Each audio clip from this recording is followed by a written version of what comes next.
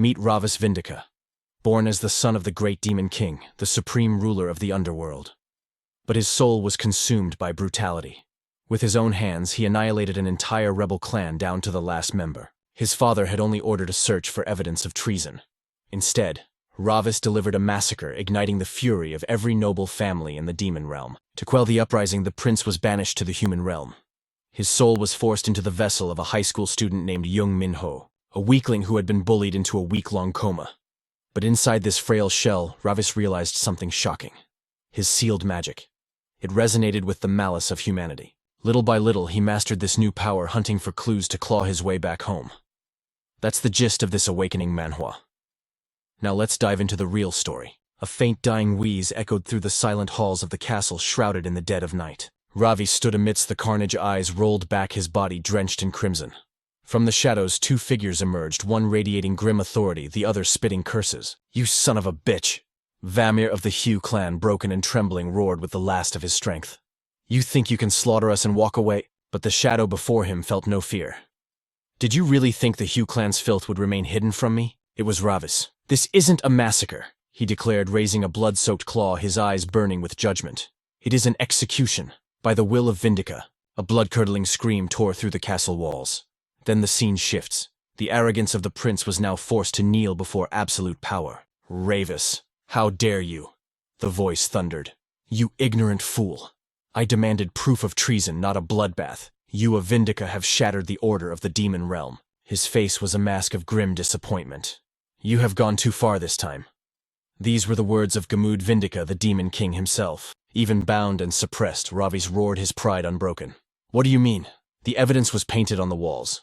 You knew it too, father. The Hue clan was rotten to the core, but those senile elders kept kissing their ass. Evidence wouldn't have mattered. Their crimes would have been swept under the rug again." As he shouted, a figure standing in the shadows watched him, eyes narrowing with a dark, calculating glint. Gamude's expression darkened.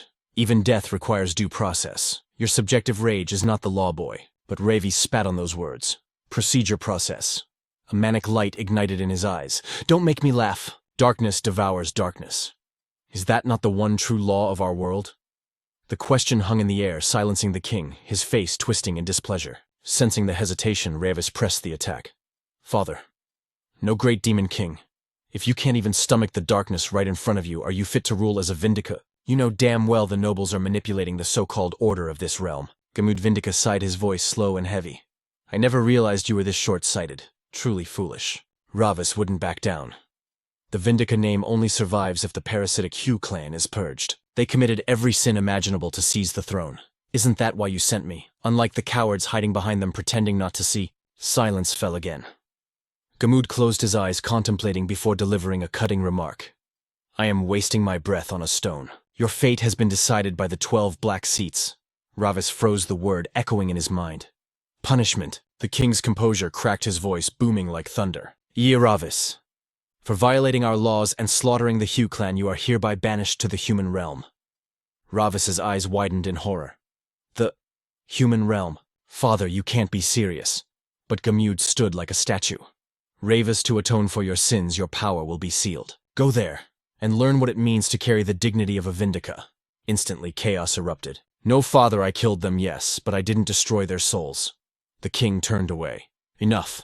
Execute the order." Ravi screamed as magical arrays materialized around him, binding him in chains of light. "Damn it. I won't accept this. Stop. I did nothing wrong." Amidst the struggle, a shadow stepped forward, a twisted smile curling on his lips. It was Vane, relishing the sight of Ravis writhing in agony. He leaned in, whispering with mocking delight. "Have a safe trip, you disgraced prince." His grin widened into something predatory. "Don't worry, I'll take good care of things here." Ravis grit his teeth, spitting out one last curse. "You bastard!" Agony ripped through him, tearing space and time apart. A mechanical voice declared the sentence, "Ravis exiled to human realm. Law 1, serve your sentence faithfully within your prison of flesh. Law 2, do not die before your time. Law 3, do not kill humans. Violation results in immediate soul destruction." The scene snaps to reality. A young man jolts awake, eyes wide with indescribable shock, gasping for air like a drowning man. He raised his hands, staring at them in disbelief. The fingers were trembling, weak and frail. A dry cough racked his chest. Jung Min-ho clutched his head. "Damn it, I'm actually in the human realm." The image of that smug traitor flashed in his mind. That dog Vane. He set me up. When I get back, I'll snap his horns off first thing. Ugh. Why does this human body hurt so much? He dragged himself out of bed, struggling to stand. His eyes scanned his new form and his voice dripped with disdain. Trapped in this pathetic, fragile shell. He cursed internally. Those useless Hugh bastards. Even breathing feels like a chore in this gravity. Is there no mana here at all? Suddenly the door creaked open. A girl's head popped in. What was that noise? Then seeing him standing, she gasped. Brother! Tears instantly flooded her eyes. Jung Min-ho rushed forward. You're finally awake. Without hesitation, she threw herself into his arms, sobbing uncontrollably. Thank heavens, I thought you were gone forever. But as her touch lingered, his mind raced with questions. Who is this woman? Is she the family of this frail vessel? Before he could process the situation, another figure rushed into his vision. Minho's mother cradled his face in her trembling hands, sobbing uncontrollably. Thank the gods you are awake. You must have been in so much pain. Yet witnessing this outpouring of emotion, Jung Min-ho could only frown his mind, straining to grasp the reality of this bizarre situation. What is my next move? They say the human realm is one of the 3 great hells. Can I actually survive here? His thoughts were interrupted by the heavy rhythmic thud of footsteps approaching. Jung Tae-suk loomed over the bed, his voice deep and imposing. So you are finally awake. The coldness in his tone made Minho's mother anxious, and she quickly tried to shield her son. Honey Min-ho just opened his eyes. But the man's gaze remained steel-cold, freezing Min-ho in place. Without waiting for a response, the father turned his back, ruthlessly tossing words over his shoulder. Get ready for school tomorrow. You have been lying there for a week. You will need to work twice as hard to catch up to your peers. His abrupt departure left the mother panicked, and she chased after him, whispering reminders of their son's frailty. Meanwhile, Jung Min-ho turned to the stone-faced Min-ho and asked, Brother, how are you feeling? But Min-ho's mind was stuck on the cold visage of that man. What was that energy? Suddenly his expression brightened with an unexpected, almost manic excitement. I actually like that human. It seems this world has demons in human skin after all. His twisted smile made his sister gasp in confusion. Brother, Minho's eyes gleamed with calculation as he darkened his expression. I find myself strangely drawn to him. I must be cautious until this body's original memories return. This feels like the start of a twisted awakening manhwa. The scene shifts to a vibrant blue sky, casting light upon a bustling school complex filled with youthful chatter. Min-ho, we are here. Is this the school? As he was dropped off, his mother could not hide her worry. If you feel unwell in class, call me immediately, okay? Her eyes lingered on his retreating back, filled with maternal anxiety. On the other hand, Jung Min-ho was lost in his own world. The last time I attended an academy was in the demon realm 6 years ago. I never expected to attend a human school at my age. This truly is hell. He froze, struck by a realization. Wait, the human realm is literally classified as a hell, isn't it? The scene cuts sharply to a noisy classroom. As Jung Min-ho made his way to his desk, his internal monologue continued. That is right. Humans struggle to survive even a mere 100 years. I just need to live quietly so my soul does not shatter. I already bought time by wiping out the Void House. Now I only need to return and inherit my father's throne. I must act before the Vindica royal family faces crisis again. But his train of thought was derailed as 2 classmates approached him with menacing auras. Well, look who it is. Min-ho? Been a long time, hasn't it? Hearing that tone, Min-ho turned with a look of utter boredom. What is it? Tae-woo leaned in, resting his arm heavily on Min-ho's shoulder. Our dear Min-ho, did you bring the late fees for your absence? Suddenly Min-ho froze in shock as his body betrayed him, instinctively cowering in fear. A torrent of old memories flooded Jung Min-ho's mind. A stranger's face appeared, followed by the image of this very bully laughing cruelly at him. In the vision, his current body was curled up on the floor, trembling uncontrollably in terror. Min-ho snapped back to reality, his eyes going wide as he processed the sensation. He glanced back, his mind racing. Was the reason this body got injured? Because of these mongrels? While he pondered, Tae-woo slapped the back of his head, mocking him. Hey buddy, why are you trembling? We are all friends here. Are you even more spineless than before? It has been a while, you should greet us properly. Come on, hand over the friendship membership fee. Min-ho blinked, his brain barely catching up. Do not tell me. I am being mugged right now. At that moment, a memory of Cynthia teaching a class surfaced. Look up here. These are humans. Observe them closely. The demon students below whispered in disgust. No horns? They look so vulgar. I bet they reek. Instead of correcting them, she nodded in agreement. Correct. Humans are a crude species. They will do anything to hide their own weaknesses. Furthermore, they are fools who worship both demons and angels indiscriminately. Ravis had sneered, "We should just burn that trash." Suddenly, Cynthia conjured a blinding magic spell, her voice booming with authority. "Exactly, Ravis. If you ever encounter humans, crush their vulgarity without mercy." Back in reality, remembering those words made Min-ho seethe. These mediocre humans dare to touch me. While Tae-woo casually scrolled through his phone, a hand shot out, grabbing a fistful of his hair with distinct violence. Bam! Without hesitation, Min-ho slammed the bully's head onto the desk. Humans are truly stupid and dull. Sung-hyun, realizing his friend was screaming, froze in shock. Seeing his friend in pain, he didn't hesitate to rush forward, roaring, "Let go of him! Are you out of your mind?" But as he approached, Jung Min-ho's eyes flashed a menacing crimson. He was stunned. "My mana is reacting." Meanwhile, the bully charged in, spewing profanities. "You son of a bitch! Did you lose your brain after the accident? Do you want to die?" As Sung-hyun swung a heavy punch, Min-ho dodged effortlessly, his eyes widening in intrigue. "Look at that. Does human profanity stimulate mana? There is a direct link between their curses and magical power." The thought barely finished before Jung Min-ho drove his fist straight into the attacker's face. Crack! Sung-hyun flew across the room, slamming into the wall with bone-shaking force. The entire class gasped, their jaws dropping in unison.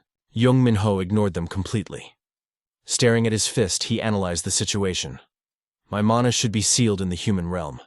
Even in this human vessel, my power still reacts to malice." Behind him, Lim-soo stammered, voice trembling.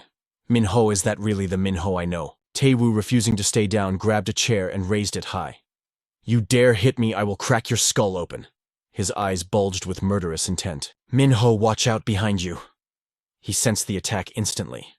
Glancing back, he unleashed a devastating kick straight into the bully's gut without a shred of mercy. Tae-woo crumpled to the floor, clutching his stomach in disbelief. "What the hell?" He looked up at Jung Min-ho, spitting out one last desperate curse. "You little sissy." But before Tae-woo could finish, Min-ho cut him off cold. "I heard that when humans want to hide their weakness, they become even more vulgar. Do you really think barking like a dog makes you stronger?" Wham! His foot connected with the bully's chin, snapping his head back with brutal precision. As the bully fell, another image surfaced in Jung Min-ho's mind. He smirked. "After all, the origin of the curses humans use comes from my mother." Tae-woo lay sprawled on the ground, completely knocked out by the main character. The classroom erupted into chaos as panic spread like wildfire through the students. Jung Min-ho actually took down Tae-woo and Sung-hyun. Is this a dream? That's insane. Amidst the uproar, Min-ho stood silent, an island of calm in the storm. Should I just call it a day and head home? Suddenly, he turned to the trembling crowd and declared, "All right, who else wants to insult me? Come on, don't be shy." "Is he serious?" The students froze, terrified by the savage glint in Jung Min-ho's eyes. Was this really the same pushover? Good heavens. Even Lim-soo stood paralyzed, his mind racing. Since when was Min-ho this strong? Ignoring the whispers, the protagonist slowly walked toward him. Fear was written all over Lim-soo's face as he stammered, "Jung Min-ho, are you okay?" The Demon King didn't answer immediately. A smirk played on his lips as he realized, the one who tried to help earlier. My loyal minion. With a scheming look in his eyes, Jung Min-ho replied calmly, "I am fine." The scene shifts to the afternoon with praise still raining down on him. "Seriously, dude. How did you solo both of them? That was God-tier. Min-ho, did you just return from another world or something, like a leveling Manhwa protagonist?" The joke hit a little too close to home. Min-ho froze. What did he figure it out? Meanwhile, Lim-soo continued his playful interrogation. Was it the Murim world, or maybe inside a game? Unlike the Joker, Jung Min-ho was dead serious, convinced his minion had seen through his disguise. A memory surfaced from the depths of his mind. Two figures walking in the void. "Ravis, remember, you cannot kill humans in the mortal realm. Do that, and your soul will vanish. Poof, gone forever." But Lady Cynthia said we should crush those filthy humans. Vane glanced at him patiently, explaining, "She was just hyping us up. We must never take human death lightly. We are the gods of death after all." Ravis shot him a sharp look, clearly skeptical. "But don't humans slaughter each other all the time?" Vane turned away, his voice heavy with resignation. "Exactly. That is why they are foolish, and that is why we exist." Back in the memory, Ravis stared at him, letting out a long, bored sigh. Standing high above the world, the lesson continued. "Remember, this murder leads to soul destruction." Why do I have to remember that garbage? I am a demon god, rules don't apply to me. Back in the present, Jung Min-ho looked up at the sky, troubled. If I can't kill them, how am I supposed to shut them up? While Min-ho pondered, Lim-soo muttered beside him, "I wish reincarnation was real. I'd give anything to wake up in a different world." His voice dropped to a whisper. Minho immediately picked up on it. I smell the stench of absolute misery radiating from this kid. Lim Su kept walking head down. I know those stories are silly, but I know better than anyone how much you've suffered, Minho. No wonder you finally snapped. Contrary to the gloomy mood, Jung Min-ho felt relief. Good.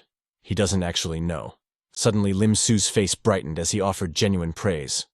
But seriously, you were really cool back there, Min-ho. But that compliment pierced Min-ho's ears like a rusty nail. He scoffed internally. Great. Now I'm being praised by a lowly human. How humiliating. Later in his high-rise apartment, Jung Min-ho sat on his bed analyzing the situation like a pro gamer in a system manhwa. When those humans insulted me, my demonic energy definitely spiked. A demon imprisoned in a human vessel shouldn't be able to wield magic. He stared at his hand, confused by this anomaly. What is going on here? Jung Min-ho paused, then a wicked grin spread across his face. Just as I thought. His face flushed with narcissism. I am the great Ravis. I have no limits. But his ego trip was cut short. Arc, the pain. Jung Min-ho clutched his left arm, his entire body trembling. Sunlight filtered into the room, revealing him still curled up on the bed in agony. This weak human vessel can't handle my magnificent power. My whole body is screaming, his face twisted in frustration. One day as a human, and I'm already suffering like this. Jung Min-ho's eyes widened in misery before he grumbled, how am I supposed to sleep with this pain? Despite his complaints, cut to him snoring like a log. Time flew by night, turned to morning, and suddenly it was afternoon again. Back at school, the cycle repeated. Jung Min-ho and Lim Su walked together after class with the sidekick yapping away again. It's been forever since we had a peaceful day. Thanks, Min-ho. Nobody messed with us today. Unlike the grateful Lim Su, Min-ho looked ready to kill someone. Whatever. I just want to smash something. I need to test my power. Just as they were walking, a voice called out his name. They instinctively turned around. There stood Tae-woo next to a tall, arrogant-looking thug. So you're the punk who hit my little brother. I've been protecting you for so long, and this is how you repay me. Lim Su started sweating bullets, terrified. But contrary to expectations, Jung Min-ho's face lit up with pure joy. Lim Su watched in horror. He looks excited. Is he waiting for insults? Here it comes. The thug cracked his neck and motioned to them. Follow me. They moved to a secluded corner of the school grounds. Tae-woo, I told you. The older brother smacked Tae-woo on the head, mocking him. Don't get beaten up by trash like this. Okay. Tae-woo stammered, I'm sorry. Having asserted dominance, he turned his glare on Min-ho. Now, Jung Min-ho, what should I do with you? He leaned in close, his voice dripping with menace. If I let you walk away, how will my brother command any respect? He poked Min-ho hard on the forehead. Did your mommy teach you to hit people, huh? Jung Min-ho remained completely unfazed. He replied calmly, actually yes, she did. The blunt response caught the thug off guard. You cheeky brat. He raised his fist high, ready to crush him. You think this is funny? The fist flew toward Min-ho's face with bone-breaking speed. But before it could connect, Min-ho caught it effortlessly. Ah, insults involving mothers are truly the most delicious. Without skipping a beat, he crushed the thug's wrist. The pressure was immense, causing the bully to scream in terror. What the hell is this grip? Jung Min-ho didn't answer. He simply cocked his arm back, offering a twisted prayer. Oh, noble mother, thank you for the venom on this human's tongue. Boom. He delivered a devastating counter-strike, sending the thug flying. Instantly, a barrage of fists rained down, every strike aimed to crush him. But physical violence that only breaks the body. It's the rotten words that gnaw at the soul. These insignificant pests screamed in desperation, while the thug leader in the back lost his mind, roaring, Big bro, you son of a b-teach! Even Lim Su was paralyzed with shock at Jung Min-ho's brutality. The battered bully could only turn his swollen face to his lackeys begging for backup. What are you idiots standing there for? Get him! Min-ho instantly clocked their plan. Ganging up on me, his eyes snapped wide, pupils glowing with an eerie light. Even better. In a flash, Jung Min-ho lunged, dropping them one by one. The more evil surrounds me, the stronger I become. That's the law of this awakening manhwa reality. Lim Su let out a blood-curdling scream that echoed through the empty school, terrified by the sheer violence, before his arms slowly dropped in exhaustion. Jung Min-ho looked up, breathing rhythmically. With a trail of broken bodies behind him, he spread his arms, basking in the afterglow. Now that was refreshing. An old memory surfaced in his mind. Uncle gifted humanity violence while mother created poisonous words. Violence is good. Violence is the absolute peak. Now I understand why Uncle gave humans this gift. Thank you, Uncle. Nearby, Lim Su approached cautiously, whispering, Min-ho. But miles away, a crimson gaze was locked onto Jung Min-ho. Inside a small crevice, a rat with glowing red eyes was watching. Its eyes were recording every second of the carnage. As you can see, the mission you assigned has been executed. The footage projected onto a massive screen accompanied by a deep voice. My beloved nephew Ravis. A massive foot crushed a green demon's head into the floor. Bacca grinned with sadistic delight. Looks like he loves his uncle's gift. Vane watched the screen and added, he engraved the bloodstone into his eye instead of the sealstone. How long does he plan to endure that pain? On the projection, Ravis Jung Min-ho wore a sinister expression. A dark, ghostly laugh echoed from the depths of a gloomy castle. Inside the fortress, two mysterious figures analyzed the footage. That bastard Ravis.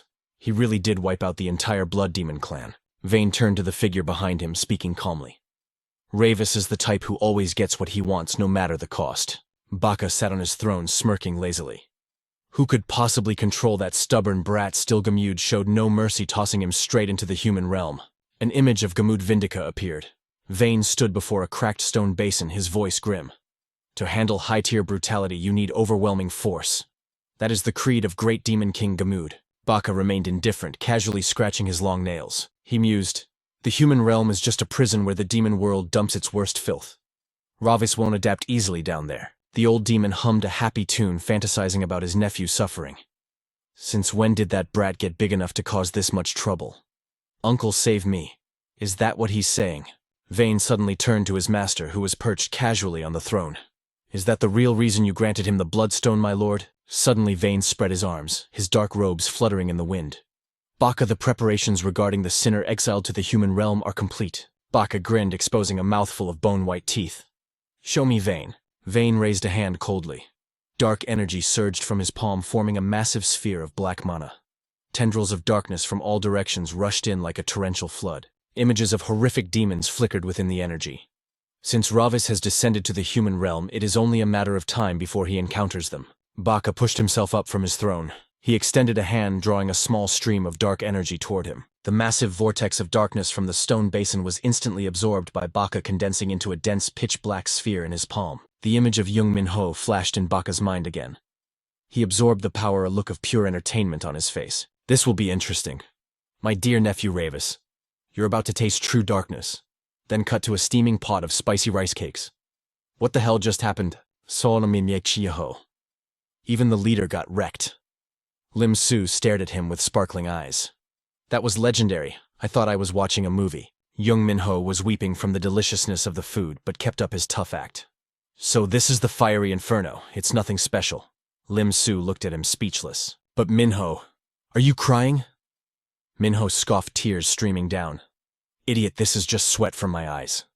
Lim Su sighed gently. I told you we should have called for help. Min-ho chewed aggressively, thinking a demon who runs from a fight isn't worthy of the name. The phone on the table vibrated violently, snapping Lim Su's attention.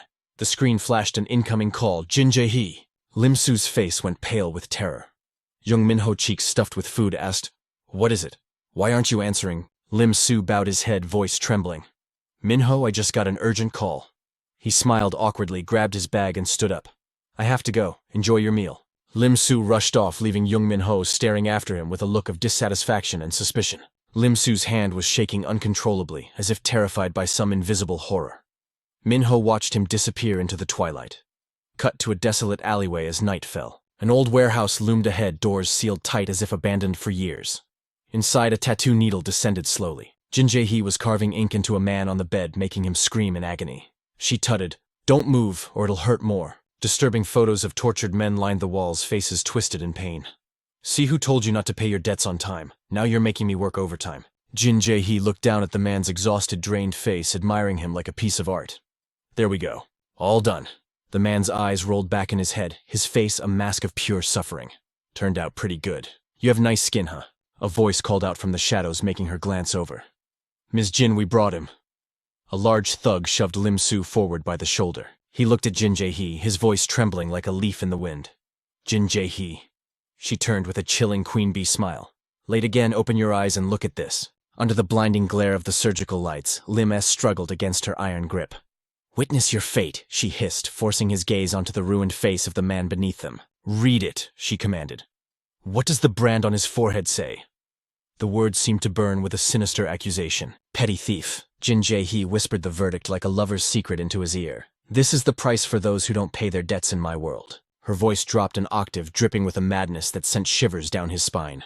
Now, what about your debt? How is our little project coming along? Lim S stammered, terror seizing his throat. It's just... His eyes bulged as the interface began to glitch like a corrupted file in a system manhwa. A thunderous slap echoed through the room. Lim S hit the floor, clutching his burning cheek in humiliation.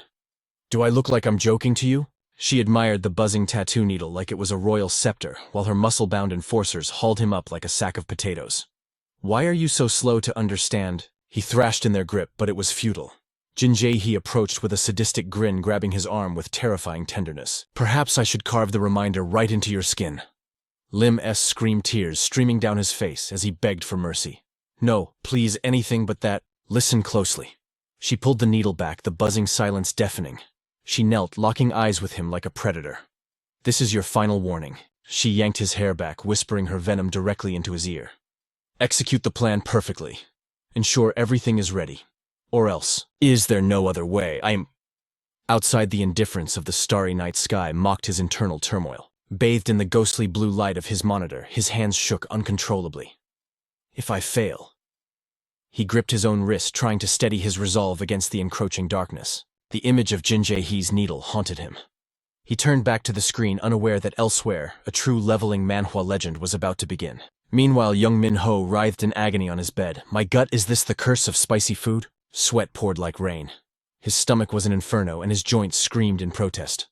One punch and my shoulder dislocates. What is this weak trash body? He ripped off his shirt in frustration. This vessel is pathetic. He dropped for push-ups. I am Ravis Vindica. I will not be defeated by a bowl of noodles. He transitioned to crunches with manic intensity. I will reforge this garbage physique into a weapon of mass destruction. His eyes rolled back, a roar tearing from his throat. No pain can extinguish my will. I will conquer this weakness. The morning sun painted the sky in gold, masking the shadows lurking at the high school. In the hallway, Lim S stared at the object in his hand with dread. An ancient smartphone. He gripped the obsolete device until his knuckles turned white, feeling the weight of doom in his palm. This app, it wasn't just software. It was a gateway to hell. Jin Jae-hee's terrifying command echoed in his mind. Ensure everything is ready. He squeezed his eyes shut, the pressure mounting. God, what choice do I have in this twisted game? A hand clamped onto his shoulder. Gah! Lim S jumped out of his skin. Jung Min-ho peered down with the icy, indifferent gaze of a main character. Why so jumpy, Ainxi? For a split second, Lim S considered asking for help. But looking at Min-ho's cold eyes, he crushed that hope instantly. Number. Getting involved with Jin Jae-hee meant death. He couldn't drag Min-ho into this abyss. He kept his head down, shielding his friend from the truth, while Min-ho watched him with puzzled amusement. I have to bear this curse alone. Suddenly a girl rushed past, her long hair trailing behind like a silk veil. Min-ho froze. Wait, that scent. I know this aura. Before he could place it, Lim S screamed. Seung! He scrambled to catch the collapsing girl. Seung, answer me. He turned her over, panic rising. Where does it hurt? But Seung's face was deathly pale, and a twisted manic laugh bubbled from her lips. Lim S recoiled in horror. But Min-ho saw the truth. His eye glowed crimson demonic energy inside a human vessel. Seung, a teacher rushed in, scooping her up. Clear the way. She needs the infirmary immediately. As she was carried away, her sleeve slipped. Min-ho's sharp eyes caught a glimpse of a pitch-black seal on her trembling arm. That crest shock rippled through him, the sigil of the Hitka demon clan. Here in the human world. His crimson pupil narrowed, tracking her exit like a hunter. I need answers. As night fell, the predator began his hunt. The hospital corridor was silent until heavy boots echoed against the tiles, commanding the attention of everyone nearby. He reached for the door, but a nurse blocked his path. Hold on. She eyed the hooded figure suspiciously. Are you a friend of Seung? She's in critical condition? No visitors allowed. The hooded figure turned. Min-ho unleashed his mana, his eye glowing like a dying star. His voice dripped with arcane power. Sleep and forget. The magic pierced her mind instantly. Her eyes rolled back, reflecting the crimson glow of his domination. She slumped back into her chair, staring blankly into the void, completely ignoring Min-ho as he reached for the handle. He slipped inside. My mana is pathetic right now, but sufficient for a weak mind like hers. It won't last long, though. The door clicked shut. Seung, sitting upright in the dark, flinched at his intrusion. Who the hell are you? She snapped, defensive. Min-ho lowered his hood, his gaze piercing through her secrets. The real question is, who are you? Seo Seung shot a venomous glare at Jung Min-ho, annoyance radiating from her like heat. What the hell? Why did you just barge in here? But before she could finish, his hand clamped down on her arm like a steel trap. She shrieked, pain shooting through her limb. Ah, it hurts. Jung Min-ho didn't utter a single word. He simply stared down at her, his gaze dark and suffocating like a storm about to break. He hoisted her wrist into the air, forcing the hidden seal to reveal itself. Why would a mere human bear the crest of the Higa clan? Seo Seung grimaced confusion, warring with the agony. What are you even talking about? She snapped. Jung Min-ho's patience shattered. His eyes narrowed into a warning that promised absolute violence. If you don't want to suffer a fate worse than death, speak the truth. His crimson eyes glowed in the shadows like a predator's. Who are you really? Terror finally seized Seo Seung's heart. Cold sweat drenching her face as she realized the danger she was in. She trembled, her gaze drifting to the demonic shadow looming behind Jung Min-ho. Shaking uncontrollably before this monster in human skin, she stammered out an answer. I mean, to speak. Jung Min-ho roared, his killing intent spiking. Seo Seung, now a mess of tears and snot, finally broke under the overwhelming pressure. I swear I don't know anything. It was Jin Jae-hee. He said I had to get this tattoo to join their crew. And he promised me weight loss pills, too. Jung Min-ho peered at the trembling girl, his senses sharpening. There was a faint, almost imperceptible scent wafting from her. His red eyes turned as cold as the abyss. He recognized it instantly. It was the vile stench of the demon realm. The wall torches had long since been extinguished by the damp air. Two silhouettes moved silently through the endless corridor until one finally broke the oppressive silence. Where are you going, my lord? Bamba glanced around nervously. This is a restricted area. Ravis turned his glare, silencing the subordinate instantly. Bamba flinched, sealing his lips tight. A look of pure disdain crossed Ravis's face. You spineless coward. Bamba shook with suppressed rage, but he swallowed his pride, daring not to talk back to his superior. Suddenly he shouted, I'm not scared, I just don't want to get punished. Ravis replied with an indifferent calm that cut deeper than insults. Then leave. Bamba looked at the arrogant noble before him. I can't, he muttered. Knowing your temper, if I leave you alone, you'll surely cause a catastrophe. He glanced around, anxiety creeping back in. How much further is it?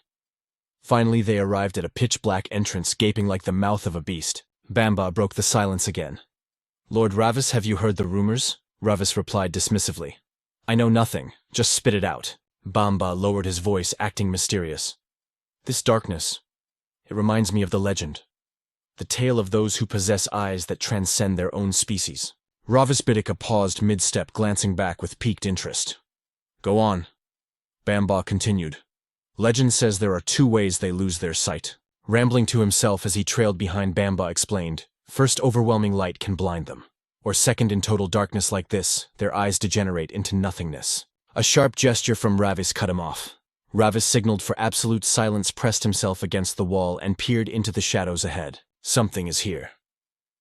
They both craned their necks, spotting a solitary flower resting on a motionless hand in the distance. Bamba trembled. What? What is that? Ravis stepped forward without hesitation to investigate. Bamba panicked, hissing, Wait, it's too dangerous! A vibrant purple blossom came into view. As they looked closer at the flowers blooming below, Bamba gasped. Wait, isn't that Jeremy Hill? Ravis assessed the body with cold detachment. Look at him, he's already a corpse. Jeremy's skin was ghastly pale, overrun by flowers erupting from his flesh. Ravis reached out curiously. What kind of flora is this?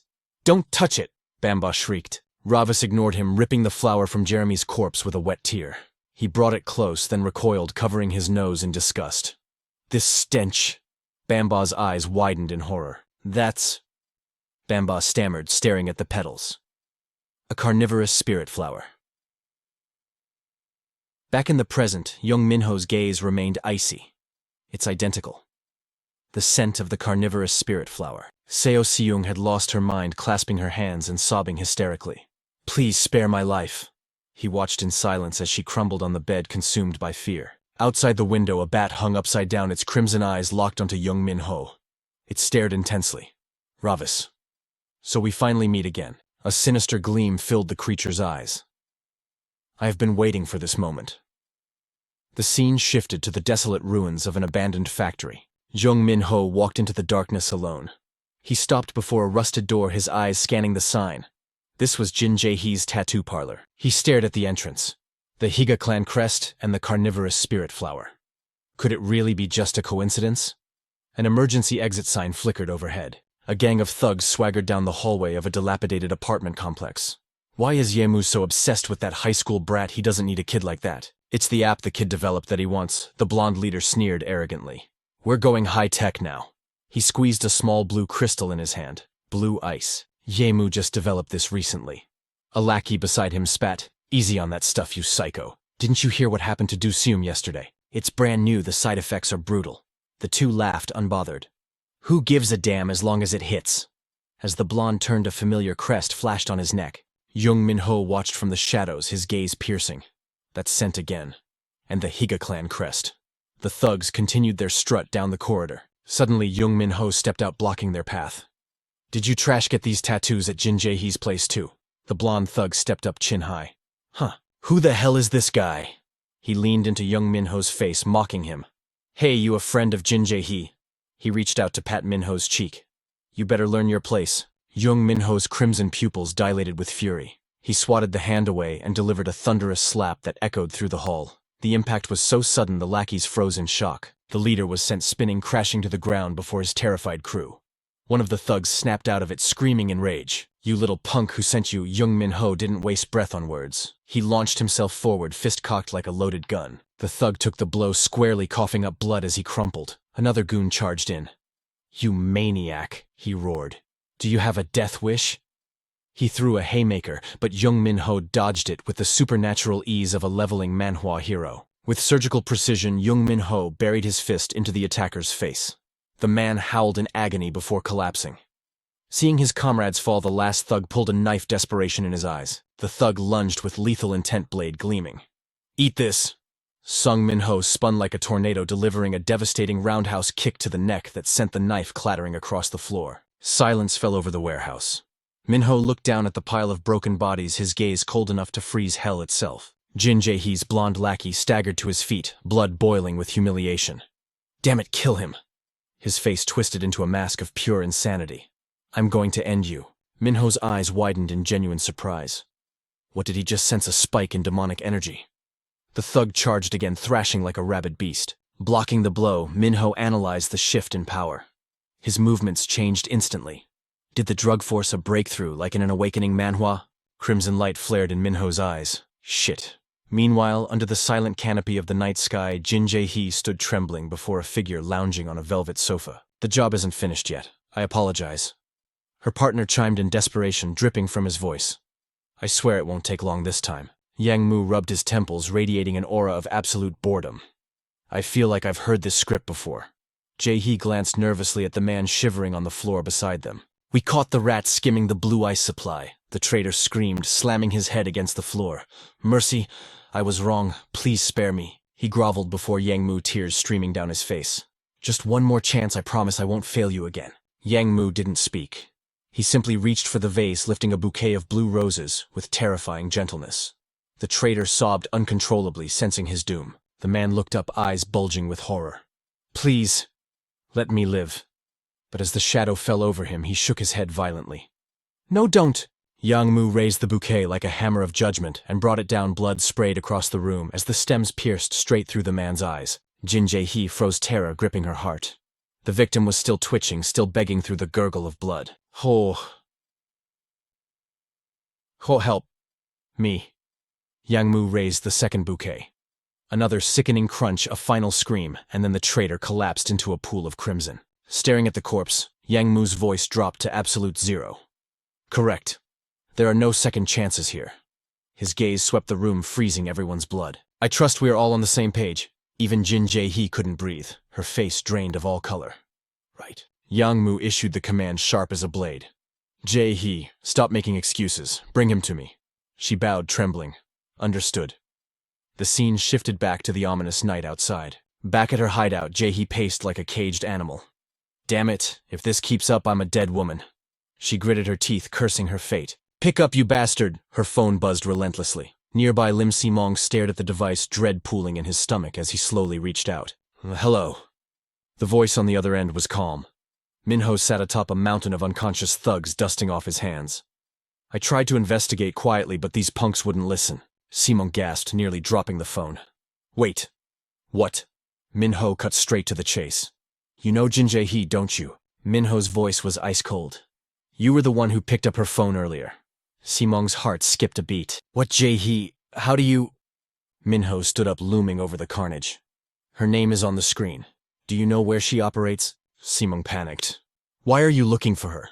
Did the syndicate track you down? Min-ho shook his head. No, not like that. I'm the hunter here, Min-ho replied, walking through the wreckage. I need answers. Simong's voice rose an octave. You went alone. Where are you right now? Her tattoo parlor, Min-ho drawled. But the bird has flown. Suddenly, something caught his eye. Atop the stairs, a white cat watched him intently. The cat froze as their eyes locked. Meanwhile, Simong grabbed his coat, frantic. Min-ho, absolutely do not get involved with her. I'm coming over right now. Click. Min-ho ended the call, his focus entirely on the feline now pretending to bat at a golden bell. The creature trembled visibly. Min-ho stepped closer, his shadow engulfing it. Hey. You. The furball. He hoisted the cat to eye level. You understand every word I'm saying, don't you? The cat let out a pathetic fake meow. Min-ho's gaze hardened. Cut the act. Speak. Terror overtook the beast and it shrieked. Yes, yes, sir. Min-ho crossed his arms. First a rat, then a bat, now a cat. What exactly are you? Min-ho demanded. The creature sighed, revealing its true nature. I am a monitor sent from the demon realm. My mission is to surveil sinners without detection. That is why I have been observing you, Lord Ravis. The cat stared at him, confused. His demonic energy is so faint. Is this truly the Demon King? Stit couldn't help but ask. But how did Lord Ravis spot me? Min-ho deadpanned. You're not exactly subtle. Cats don't usually stand on two legs. Realization hit Stit like a brick. Oh, crap. Min-ho didn't laugh. His left eye began to glow with a menacing crimson light. Master of this puppet, reveal yourself. The cat's pupils dilated.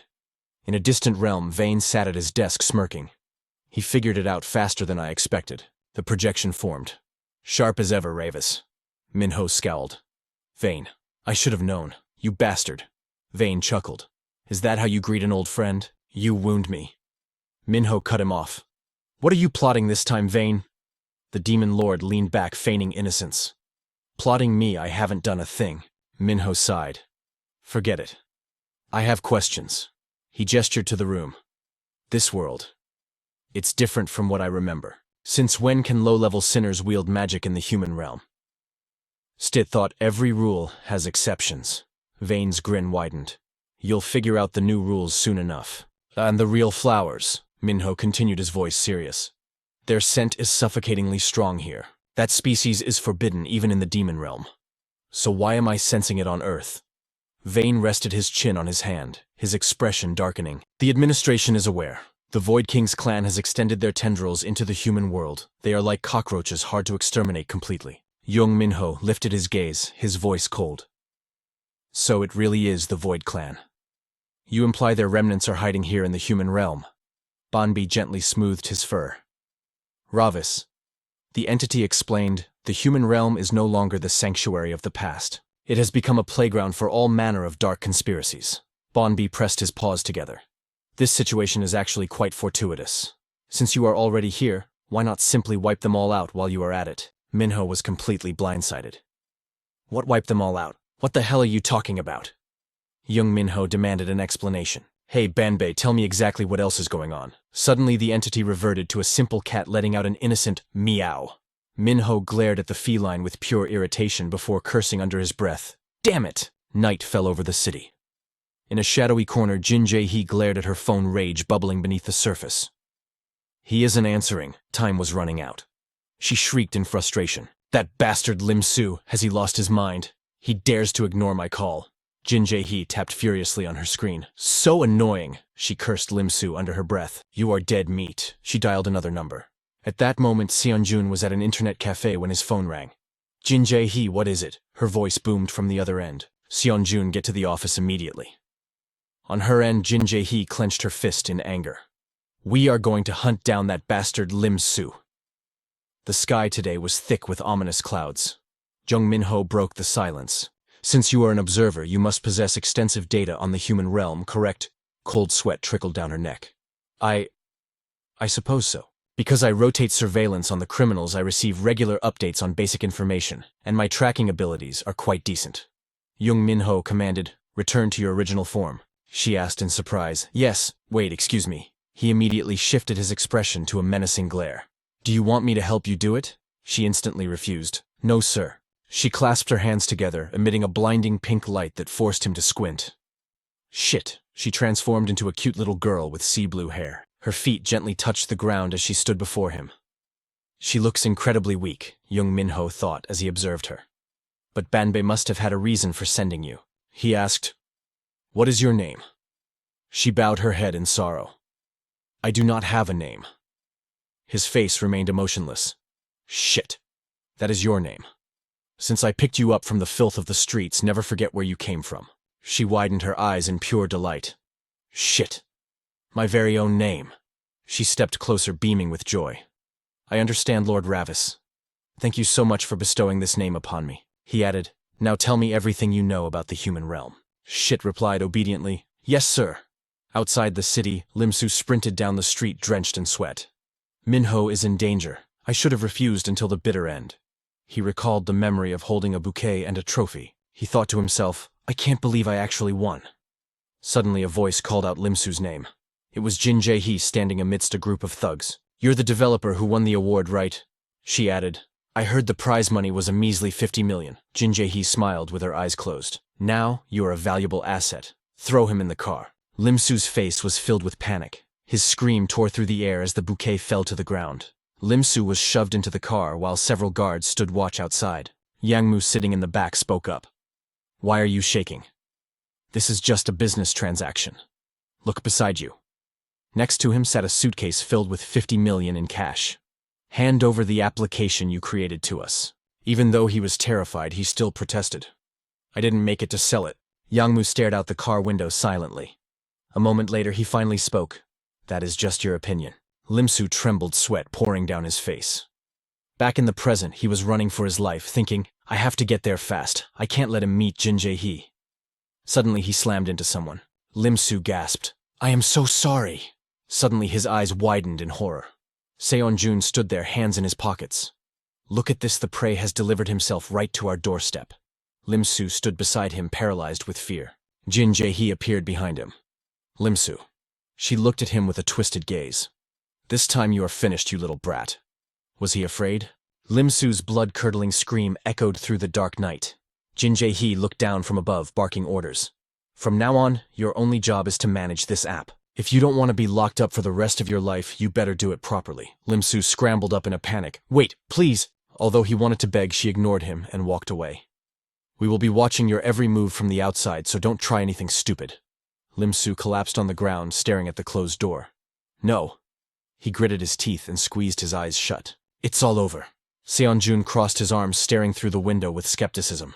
Is that guy really the programmer? He looks incredibly green. She stood beside him, also harboring doubts, but repeated the instructions. "They said if we want to distribute the blue ice, we need him," the man asked indifferently. "The app he made is called YMH. How is that related to distribution?" Limsu was smacked in the head by the guards for not working. He pouted, wanting to cry but not daring to, only able to obediently comply. The people outside ignored him and gossiped. Even the name sounds like trash. The screen displayed the app's interface featuring illustrations of male and female genders. Yangmu approached from a distance to check the status. "Is everything ready?" He looked through the transparent glass, observing the interior. The thing Limsu created was the core of the Blue Ice project. As long as we hold the user data in our hands, we can manipulate the market however we please. Their eyes were filled with ambition. In this system, Manhwa data was the ultimate power. He briefly explained the app's capabilities. The real-time location sharing feature in YMH will be our main weapon for expanding the business. Seon-jun crossed his arms and grinned. "So, we finally begin selling the Blue Ice, boss." Yangmu lowered his gaze to his hand, fingers toying with a blue pill, his voice gloomy. "That's right, Blue Ice." He smirked, imagining the future prospects. "It is time to show the world." Later, the school also began to erupt in chaos. "Hey Choi Yuri, sign up for this and add me as a friend." "What is it?" The student showed the app screen. "Just accept the friend request and you get cash back, 30,000 won." These girls' eyes lit up at the mention of money, everyone excited, ignoring the danger lurking behind it. "Oh my god, really, if I add 3 people do I get 100,000 won? That's crazy, I want in. I want in too. Hey, Park Hyamin, get over here and add me quickly." Some were hesitant, afraid to follow the crowd. What is this actually for? But the response was anger. "Just do it if I tell you to." The three of them gathered to watch the fun. Look, there is even a registration event. On the screen were words designed to attract teenage girls, diet pills. Event register for YMH Blue Ice. Register now and receive free Blue Ice weight loss products. This is a functional food certified by the Ministry of Food and Drug Safety. Blue Ice. Even the name sounds beautiful. Good heavens, Jin Jae-hee stared at the screen, unable to process the reality. How could the user count skyrocket like this in a single day? She let out a manic laugh, eyes glued to the phone. It was insanity. Seojun checked his own device, confirming the influence of Boss Yang Mu. But just as she was drowning in joy, Jin Jae-hee's mood snapped instantly. But wait, where is the bastard who trashed my shop, she hissed. The terrified lackeys sweeping up the debris trembled as they reported. Actually, boss, I checked the cameras. But her lips curled in skepticism. A bat. You expect me to believe a bat caused this destruction? She stormed to the security room herself. The monitor displayed a massive bat staring directly into the lens as if mocking them. Is that thing looking right at us? Jin Jae-hee seethed. What about the other angles? The flustered guard switched feeds. Crows on one, rats on another, every single camera was blocked by vermin. A damn rat, Jin Jae-hee shrieked, her fury boiling over. What the hell is going on here? Suddenly Seojun's phone buzzed. A message. He glanced at it and called out, interrupting her rage. Jin Jae-hee whipped her head around. What? His next words instantly extinguished her anger. Let's move. The new shipment of blue ribbon has just arrived. As the sun dipped below the horizon, casting long shadows, Jung Min-ho stared at the ground. Hey Stit, what exactly are you doing down there? The creature instantly morphed into human form. Lord Ravis, I've put on a little weight lately. He ignored her excuses, cutting straight to the point. The investigation. Where is my report? Stit beamed with excitement. It wasn't easy, but I finally tracked it down. Min-ho looked at her, his expression cold and unimpressed. Is that so? Earlier he had pulverized a thug carrying the blue ribbon drug. Min-ho crouched, picking up the substance. He brought it to his nose, inhaling the scent deeply, just as I suspected. The scent of a corpse flower. He glanced at the blonde thug groaning on the ground. So this is the catalyst they use to force an awakening. Min-ho's brow furrowed, but corpse flowers cannot grow without a living host. How did they acquire a species that was eradicated even in the demon world? Stit launched into her report, sounding like a guide from a system manhwa. The drug is called Blue Ribbon. It is flooding the human world disguised as diet pills and supplements. And the raw materials? Min-ho asked sharply. Stit's face paled as she sensed the shift in his aura. Because production is top secret, the source is hard to trace. Min-ho's face twisted into a terrifying scowl. What? So your investigation yielded nothing of value? Stit trembled, terrified for her life. No, that's not it. She stammered, tears forming. The product is spreading at a breakneck pace because the volume is massive. We just need to track the concentration of demonic energy to find the factory. He stepped forward, poking her forehead aggressively. Then why aren't we there already? Stit didn't dare lie. Because Lord Vane ordered me to wait for you, Lord Ravis. Hearing that name made his blood boil. What Vane? You're reporting my movements to him. Stit clutched her red forehead, begging. Forgive me, Lord Ravis. I am but a lowly creature forced to serve you both. Min-ho shoved his hands in his pockets, his voice dropping to a lethal whisper. Stit. Choose now. Me or Vane. Who is your true master? She stammered, tears streaming down her face. He looked down at her like a devil offering a contract. Choose me, and I will raise you above the status of a mere servant. Visions of becoming a noble lady filled her mind. She immediately prostrated herself before him. I pledge my body, soul, and loyalty to you alone. Min-ho smiled, a dark triumph in his eyes. Excellent. I, Ravis Vindica, hereby claim you as my personal subordinate. Stit looked up at him, eyes shining with devotion. With those words, the shadow of Vane was banished. Get out of my head, Vane. Now lead me to the source of the blue ribbon. Stit scrambled up. Yes, master. Under the cloak of night, she led him to a desolate wasteland piled high with shipping containers. Stit pointed to a red crate. Here. The demonic energy is suffocatingly thick. Open it, he commanded, his eyes narrowing. Stit hesitated at the heavy chains, but Min-ho had no patience for keys. Stand back. With a single explosive punch, steel shattered like glass. The chains fell and the doors creaked open. Stit sniffed the air, and immediately gagged. A stench of rot so foul it made them want to retch rolled out from the darkness. Inside, the sight was the stuff of nightmares. Stit gasped. All of this. It is pure blue ribbon. Min-ho's expression darkened. The scene shifted. The maniacal laughter of Uncle Bacca echoed through the mountains. He unleashed a barrage of strikes on Ravis who could only desperately block. My arrogant, adorable nephew Ravis. You are as pathetic as ever, his fists hammered down, bruising Minho's arms with every blow. Back then, Ravis was young and reckless, but his uncle was a monster. Bacca stepped back, channeling devastating power into one final strike. If your only virtue is cuteness, then do the world a favor and die. Ravis raised his arms, but as the fist connected, the sheer force drained the color from his face. Yet he refused to crumble. Seeing the fire in his nephew's eyes, Bacca grinned. Not bad, but not enough. He blasted Ravis off the cliff edge. A scream tore from his throat. As he plummeted thousands of meters toward the ground, he roared, "You damn old man!" Bacca peered over the edge, laughing like a lunatic.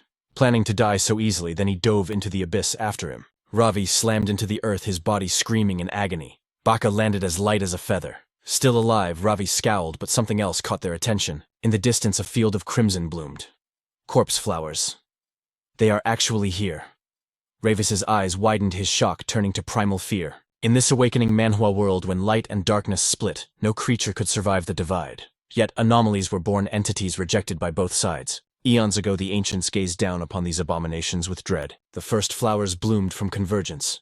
They rooted themselves in living flesh, parasitic nightmares, draining the very soul from their hosts. Their purpose was absolute annihilation.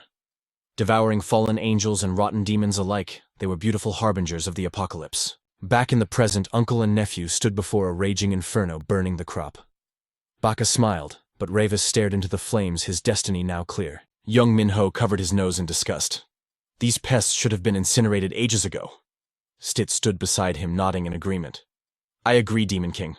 But why is there such a massive stockpile? Who knows how many crates of those flowers are hidden in there? He turned to her with a sharp look. Did you know these poisonous blossoms originate from the human realm? Stit flinched, clearly clueless about the situation. This is the interdimensional rift where light and darkness converge, a classic setting for a system manhwa.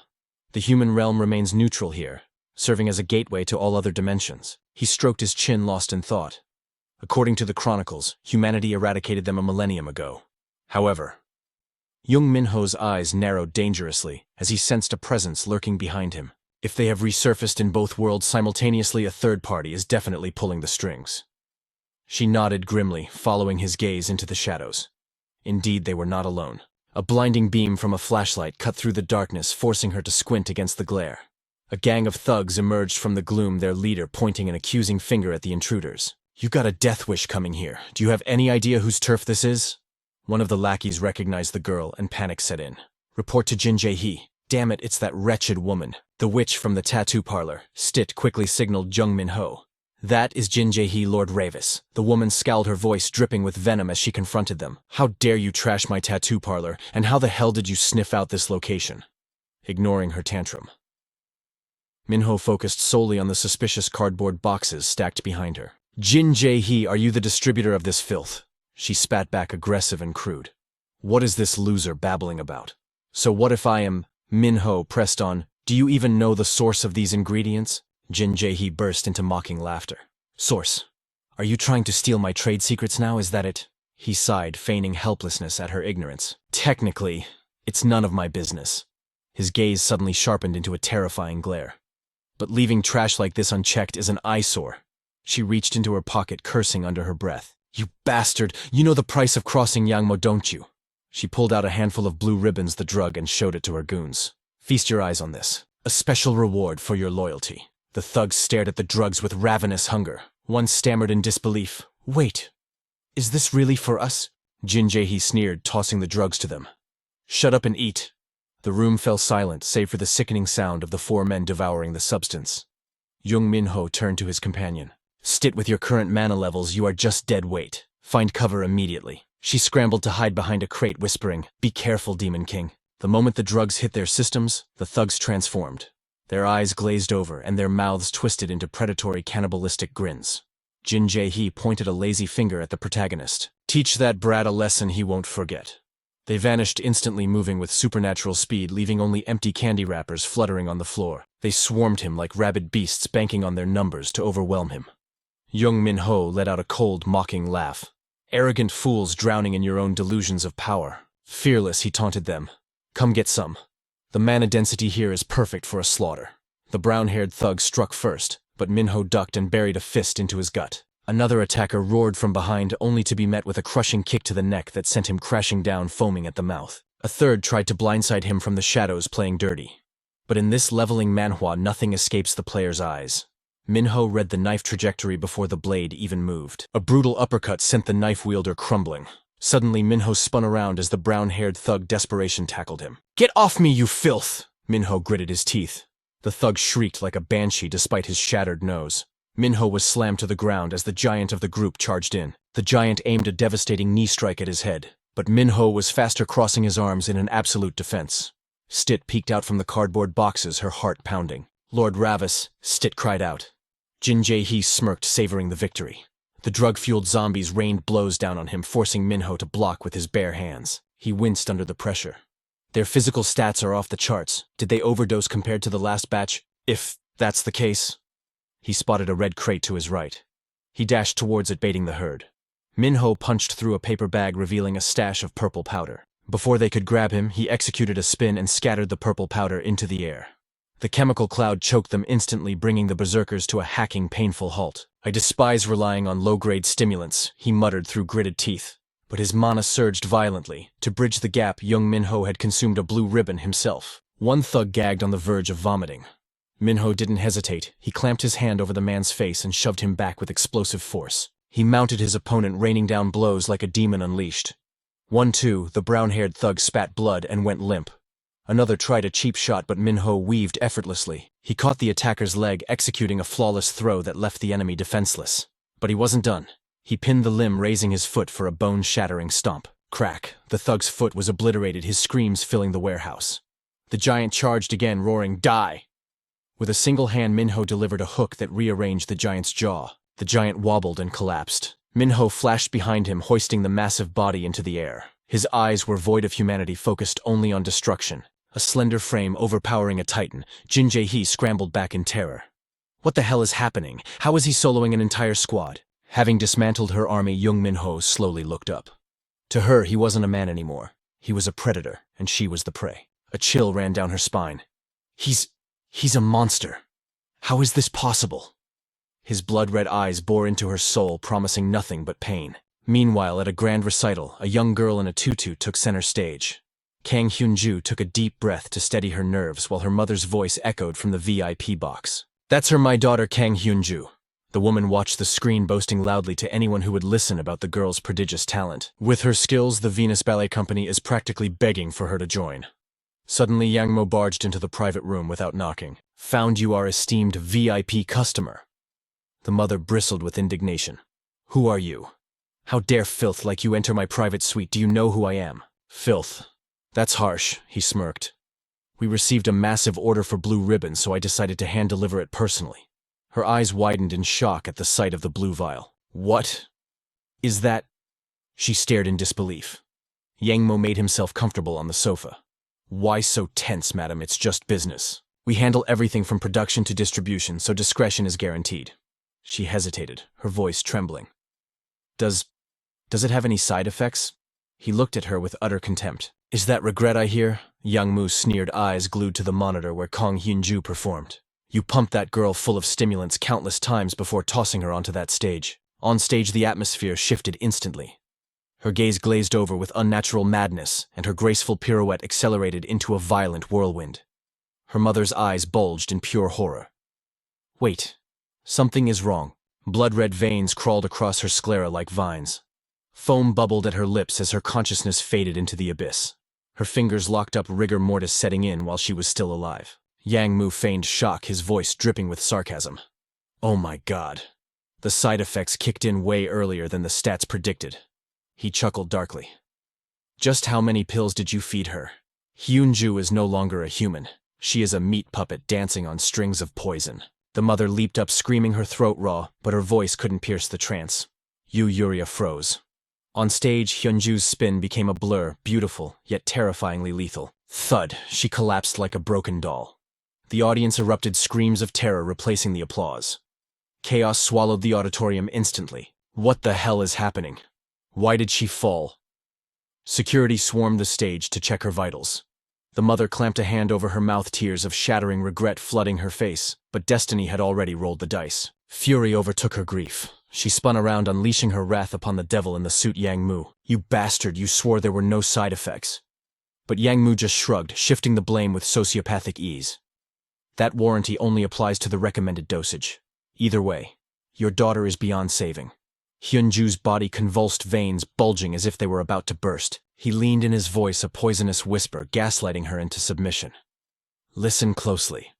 The only way she survives this is if you keep feeding her addiction to these drugs. In that moment, Yang Mu transformed from a dealer into her god.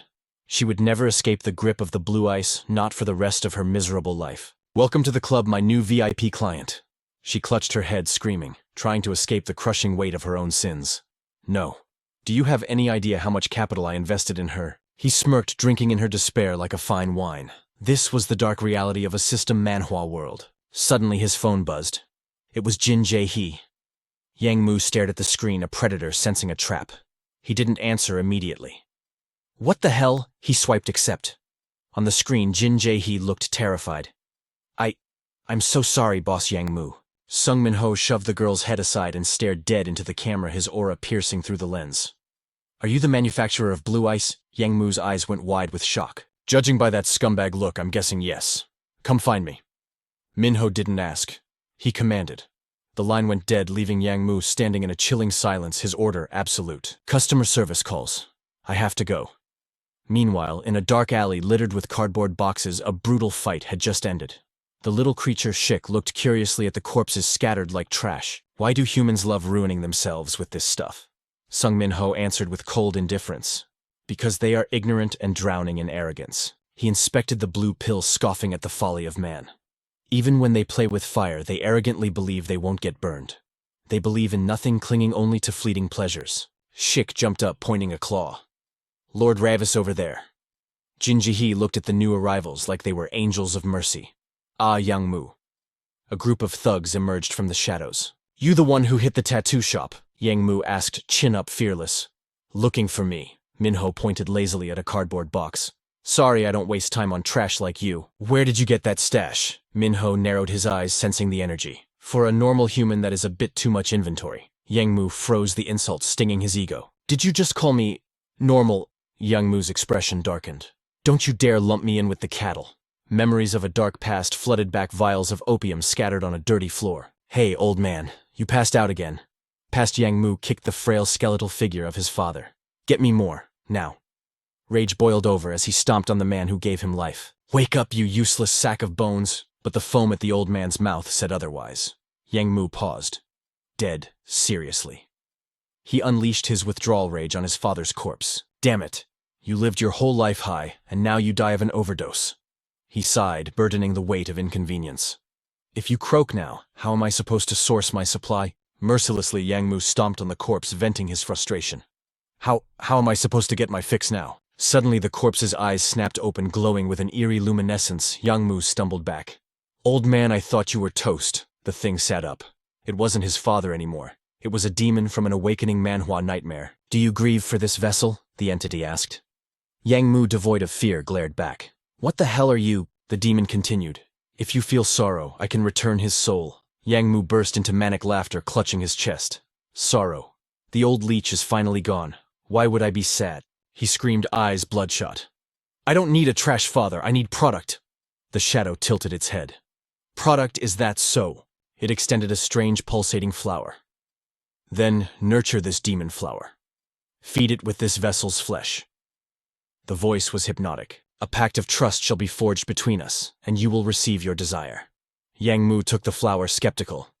And if anyone tries to break this bond or destroy the flower, eliminate them. My faith will be your shield. In that moment, Yang Mu shed his humanity. The flower in his hand wasn't just a plant. It was the key to a dark evolution. A cruel smile twisted Yang Mu's lips. Without hesitation, he jammed the flower into his father's chest. Blood sprayed like a fountain as the pact was sealed. Back in the present, Yang Mu glared at Jung Min-ho. You said I am normal. Min-ho nodded, piecing it together. I see. You put your faith in a higher power. Yang Mu didn't deny it. He beamed with twisted pride. Correct. He gave me a rebirth. It was exactly as Min-ho suspected. This was a classic trope in this manhwa recap. He formed a contract with a demonkin. Min-ho cracked his knuckles, the sound echoing like gunshots. I don't know what trash god you pray to, but you and that thing are pathetic. Yang Mu's eyes bulged with rage. How dare you blaspheme him? He snapped his fingers at his goons. Bring me his head. So, eek, not again. Shik scrambled for cover. Min-ho sighed, checking his imaginary watch. This is getting boring. Let's speedrun this fight. Screams of agony echoed through the forest. Cut to an ambulance tearing down the highway. In this leveling manhwa world, tragedy spreads as fast as power. The blue ice epidemic was sweeping the city. Inside the ambulance, the mother clutched the pill bottle, staring at her daughter's comatose body, unsure if she was witnessing life or death. Outside, schoolgirls were already opening the cursed app. VIP membership is going nationwide, isn't it? She accepted the blue pill with a smile, oblivious to the hell awaiting her. Damn, we are going to become a global enterprise. Somewhere else, a user convulsed on the floor, foaming at the mouth, a broken victim of the system. The gang watched the numbers climb. I think Yang Mu is already conquering the markets in China and Japan. If it is Yang Mu, world domination is not just a dream. Lim Su sat paralyzed in the silence, his mind a blank void. He gnawed at his fingernails, consumed by self-loathing. I was the one who spread the dagger eye-up, but the infection rate? It's moving too fast. His face crumpled, tears threatening to spill as he begged the heavens 1,000 times over. Someone. Anyone. Please make it stop. Nearby, the 2 bodyguards had already been crushed into unconsciousness. Jin Jae-hee, bound and kneeling on the cold ground, screamed in terror. Look at him, Yang Mu. That thing isn't human anymore. Jung Min-ho sighed, stepping forward. Why haven't you attacked me yet? Yang Mu stood silent, the phantom's words echoing in his twisted mind. If anyone appears to question your loyalty or reject the true flower, execute them immediately. He revealed 3 pills in his palm. Without hesitation, Yang Mu threw them back, chewing greedily like a beast. As you command, Lord Bale. Beside him, the woman let out a blood-curdling shriek. It was Yang Mu. He's not just an ordinary high schooler. He might be the one creating this new drug. Jung Min-ho raised an eyebrow, amused. What new drug me? Think about it. But before the sentence could finish, the enemy vanished. Min-ho froze. He was already behind him. Eyes darting back, Min-ho blocked the ambush with terrifying precision. Yang Mu didn't relent, launching a counter-offensive, but Min-ho raised his arm like an iron shield. He's fast. Leagues above the trash I fought earlier. As if reading his mind, the thug sneered. How can you block my strikes? Did you receive his dark blessing too? He declared coldly. He is my god, mine alone. Jung Min-ho's eyes narrowed, the pieces of the puzzle clicking together. Now I get it. The true flower. And this disgusting stench. The god you worship. The name behind the shadows is Baal, isn't it? The truth struck like a physical blow. Yang Mu froze. What? How dare a worm like you speak his name? Min-ho smirked, digging the knife deeper. He chose a failure like you. He really doesn't trust anyone. Does he? Yang Mu snapped, rage exploding.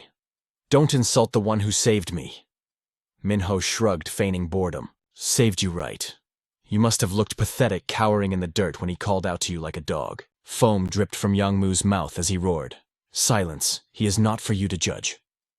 A barrage of punches followed, but Min-ho deflected every single strike with casual ease. In Jung Min-ho's steady gaze, a legendary killing intent awakened. Bavir.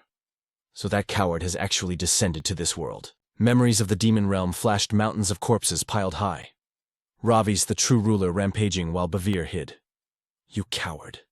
Hiding in corners, trembling at my name. Running is all you know. Min-ho's eyes went cold, void of all warmth. Jung Min-ho stopped defending. He stood tall, radiating dominance. You act like a king here, Bavir, you bastard. Where are you hiding? Yang Mu, oblivious to the danger, continued his taunts. You mutt, do not speak of Lord Bavir. He howled, his body erupting in a grotesque light mutation taking hold. Min-ho covered his nose. Ugh, this smell. It's revolting. Yang Mu mumbled like a zealot.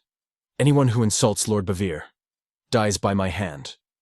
He tackled Min-ho, delivering a sledgehammer kick to the gut. He grabbed Min-ho's collar, pulling him close before hoisting him into the air.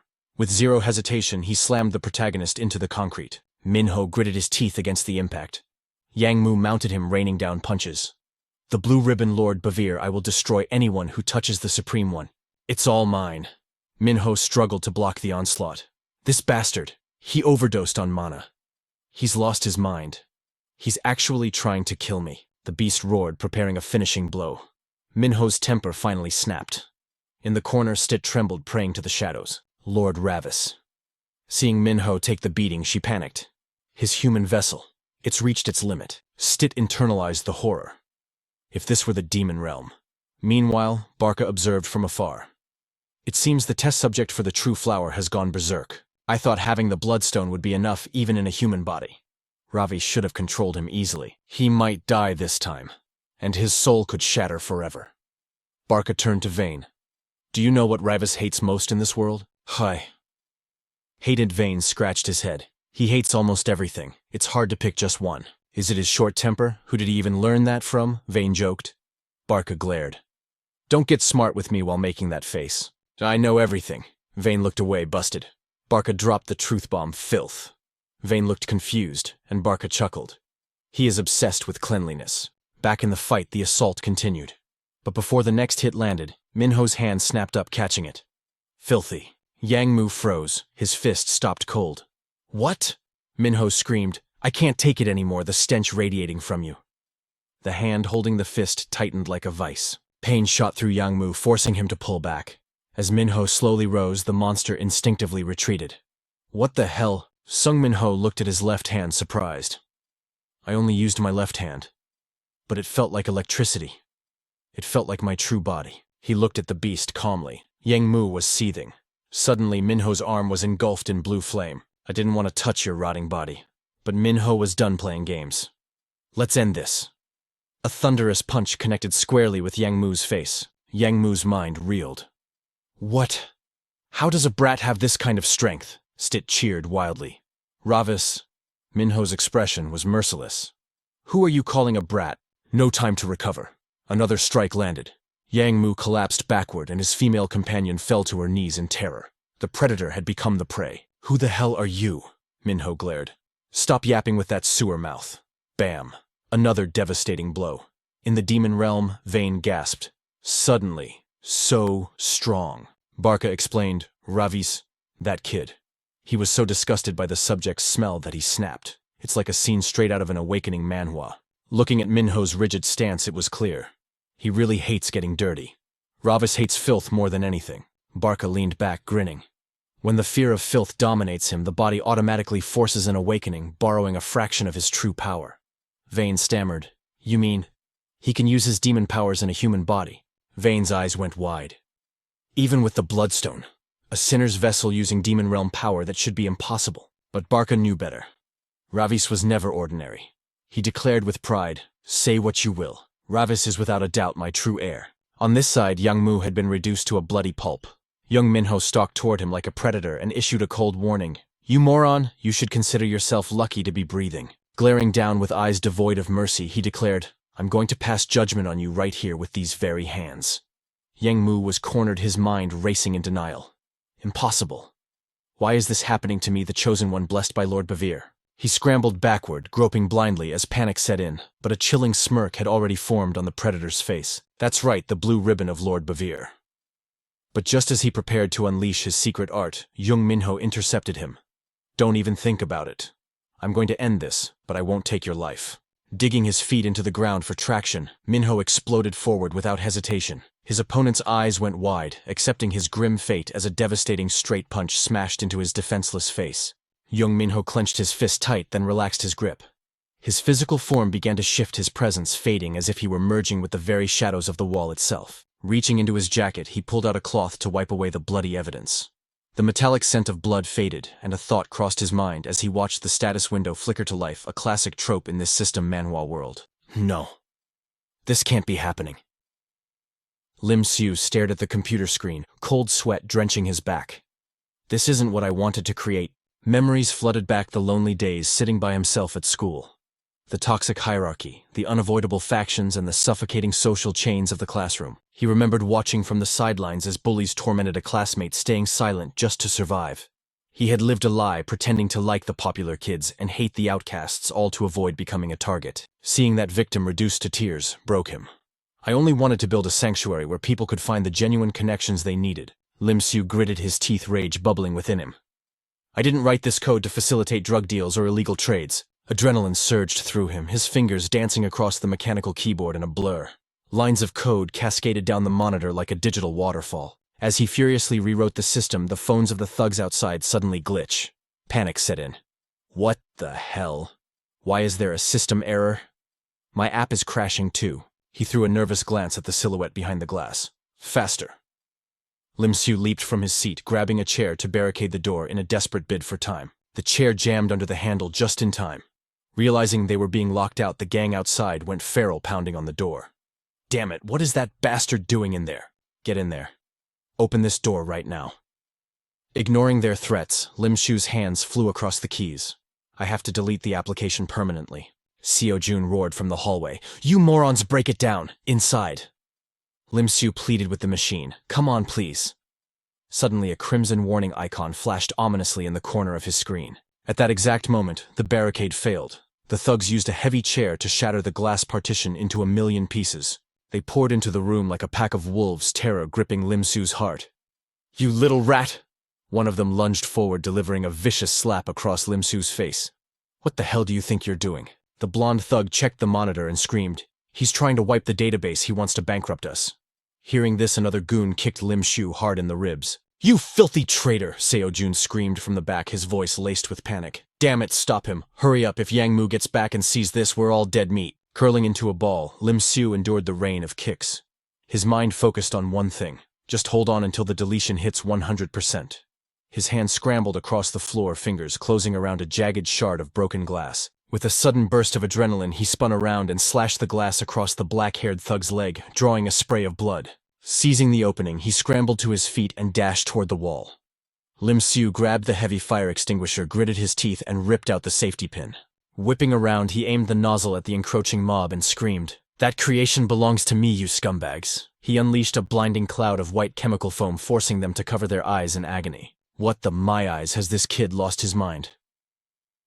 Amidst the chaos, the progress bar on the screen ticked closer to the end. Almost there. The loading bar turned green and hit 100%. Deletion complete.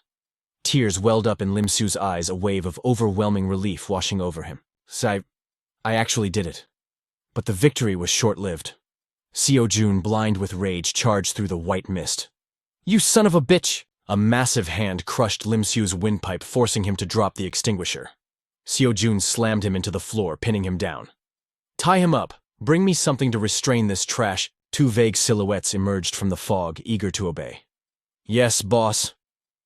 Lim Su struggled uselessly against the suffocating grip, his thoughts fading. No. He forced his tear-filled eyes open. Is this it? Is this really as far as I can go?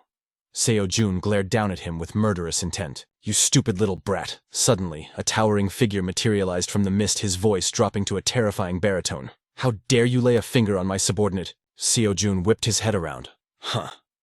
Before he could react, a vice-like grip clamped onto him. The two lackeys froze as a blood-curdling scream erupted from behind them. Brother Seo Jun. Jung Min-ho stood there, gripping their leader's bloodied head like a basketball, and cast a bored, deadly glance at the remaining trash. The goons recoiled in pure horror. What the hell is that, Seo Jun? Min-ho tossed the unconscious leader aside like a ragdoll and launched himself at the remaining targets. He unleashed a flurry of strikes, battering the blonde thug into submission before he could even raise his guard. Within seconds, both enemies were dismantled and left groaning on the cold floor. He glared at the broken bodies, his voice dropping to absolute zero. You dared to touch my subordinate. Even death won't save you from my wrath. Lim Su looked up through blurred vision, tears streaming down his face. Min-ho? The scene shifted to a memory of a rainy day under the eaves. In the memory, Lim Su spoke with excitement. Min-ho, look, I coded a new application. Min-ho leaned and his curiosity piqued. What kind of app is it? A sleek interface appeared on the phone screen. It's a platform for close friends to connect. If you live nearby, you can share real-time locations, hang out, or even form study groups together. Jung Min-ho stared at the screen, genuinely impressed. That's incredible. You actually built this whole thing from scratch. He pointed to a small siren icon tucked away in the corner. So what does this button do? Lim Su's expression faltered slightly. Oh, that... He lowered his head, his voice thick with guilt. I remembered that time the delinquents dragged you away. I hated myself for not being able to help. Lim Su's eyes were filled with a profound sadness. I couldn't find you back then, so I added this feature to make sure it never happens again. He began to explain the function, describing a mechanic straight out of a leveling manhwa. If you press it, the system broadcasts your exact coordinates instantly, but only to the people you trust most. If danger strikes again, just press the button. Minho declared, his voice cutting through the tension as he turned to face Yunmin. No matter what, I'll be there. I'll rally the troops if I have to, he said, a rare gentle smile softening his features as they synced their devices. Thank you. I'll install it right now. Lim Sion looked up, his eyes swimming in unshed tears choked with emotion. Minho. Yunmin held up his phone, his expression returning to its usual icy calm. You sent this signal, didn't you? Lim Sion's voice trembled. You actually got my message. As the familiar interface of the system Manhwa app glowed on the screen, tears finally spilled down Lim Sion's cheeks. He collapsed onto the dirt, sobbing, Thank you. Thank you so much, Minho. Lim Sion knelt before Yun Minho, shaking with gratitude. I owe you my life. Meanwhile, back in the grimy alleyway, the sounds of a brutal argument echoed out. Damn it, why is she so strong? Get off me! Jin Jae-hee screamed, struggling against the cuffs. Stit wrenched her arms back, hissing, Quit squirming, you rat! But then she froze, eyes widening as she spotted her boss. Lord Ravis! Jin Jae-hee seized the opening and bolted into the darkness. Stit panic screamed, Hey, get back here! But Yun Minho's voice was calm, almost bored. Let her run. She's useless to me now. He glanced at the warehouse behind them. Besides, it looks like their entire inventory is about to go up in smoke. An inferno raged, consuming the building with no sign of stopping. Emergency crews and police scrambled to clear the perimeter. Contain the fire. Don't let it spread, a firefighter shouted. But then a voice cut through the chaos. Is this all of them? Inspector Song froze, her eyes widening in shock as she stared at the 3 unconscious bodies slumped by the old tree. The blonde thug was unrecognizable, a bloody pulp of mashed flesh and broken pride. Meanwhile, the trio Minho, Lim Sion, and Stit strolled away like ghosts in the night. Lim Sion walked in silence, stealing glances at his savior. Stit skipped along, humming a happy tune while Yun Minho brooded.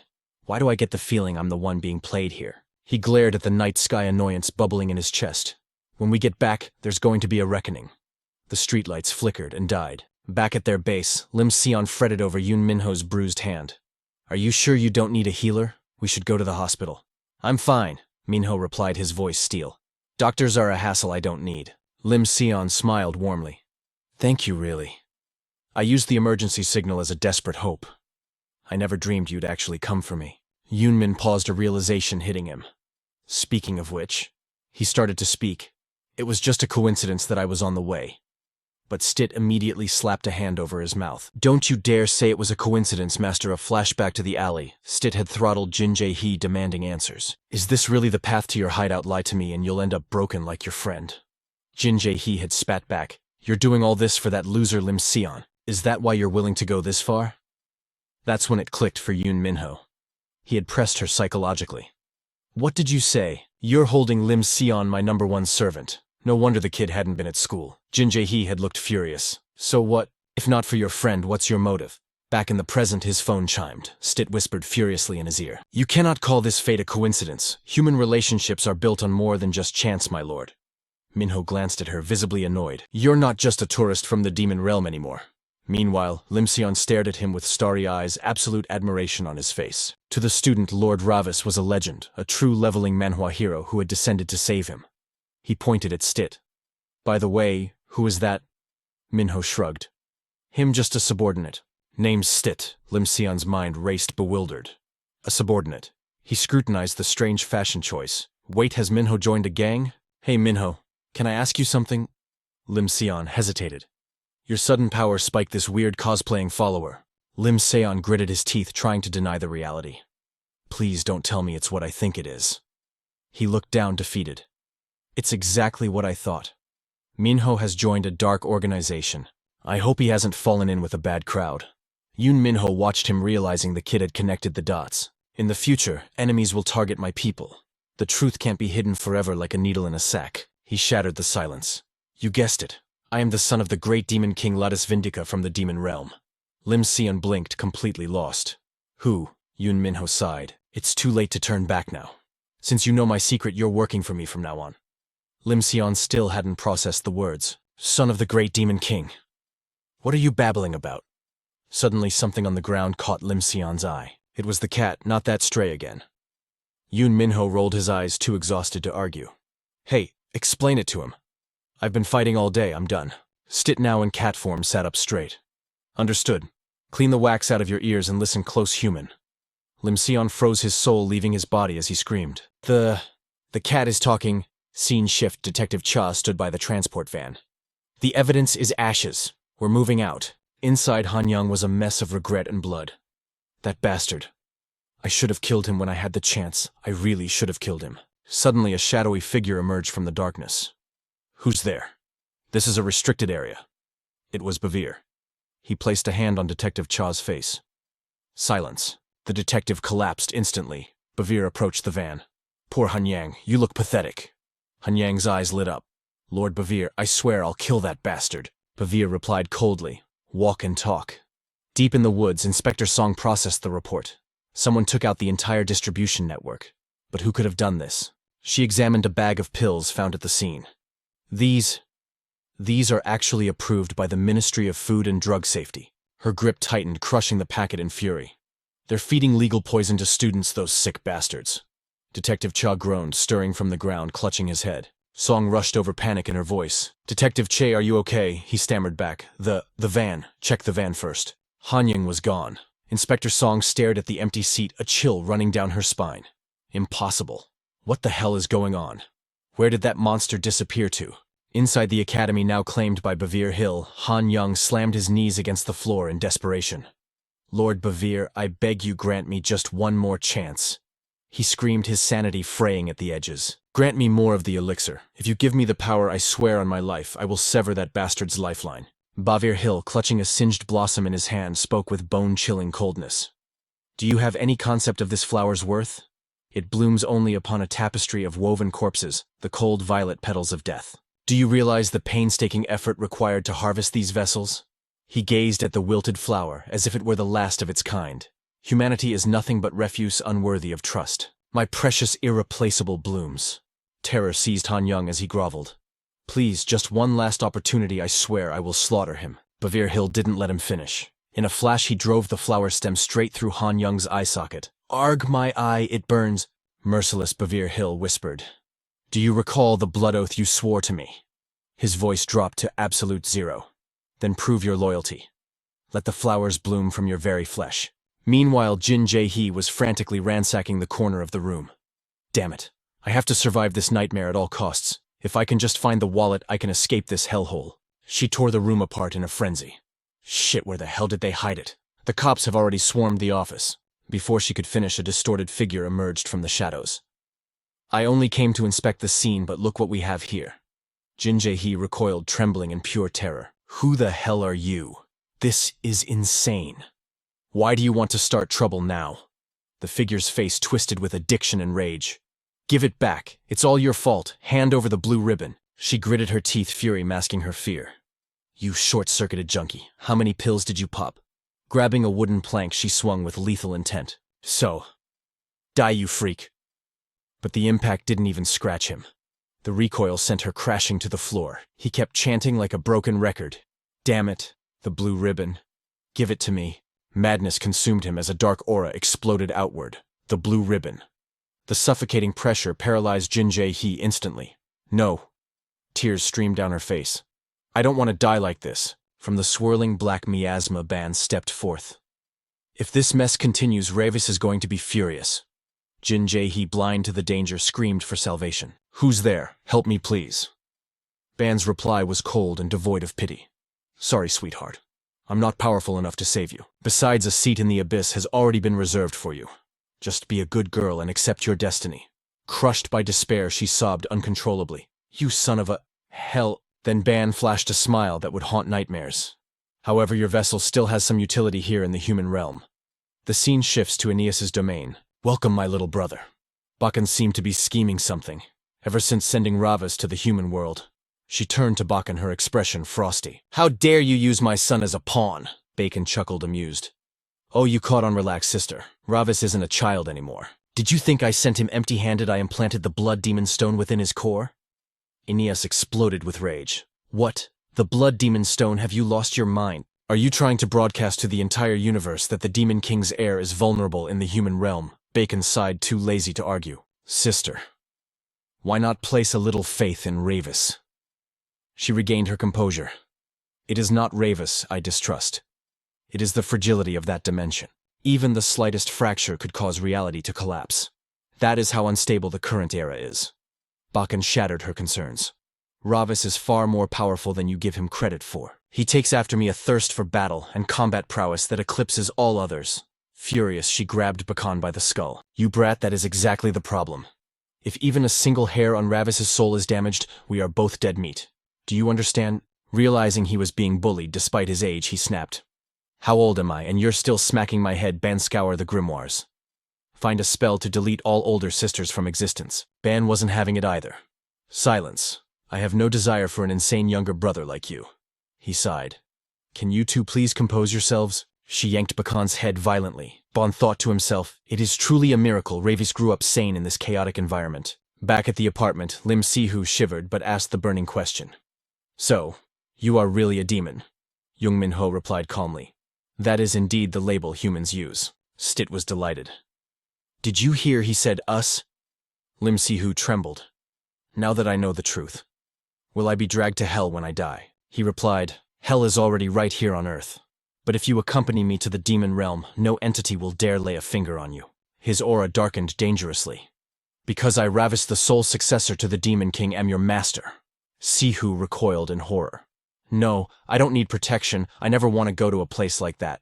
Seeing her fear, a playful smirk crossed his lips. Just try to back out. I'll pluck Ban's eyes out and suck on them like candy. Si-hu asked. Then, what happened to the real Jung Min-ho?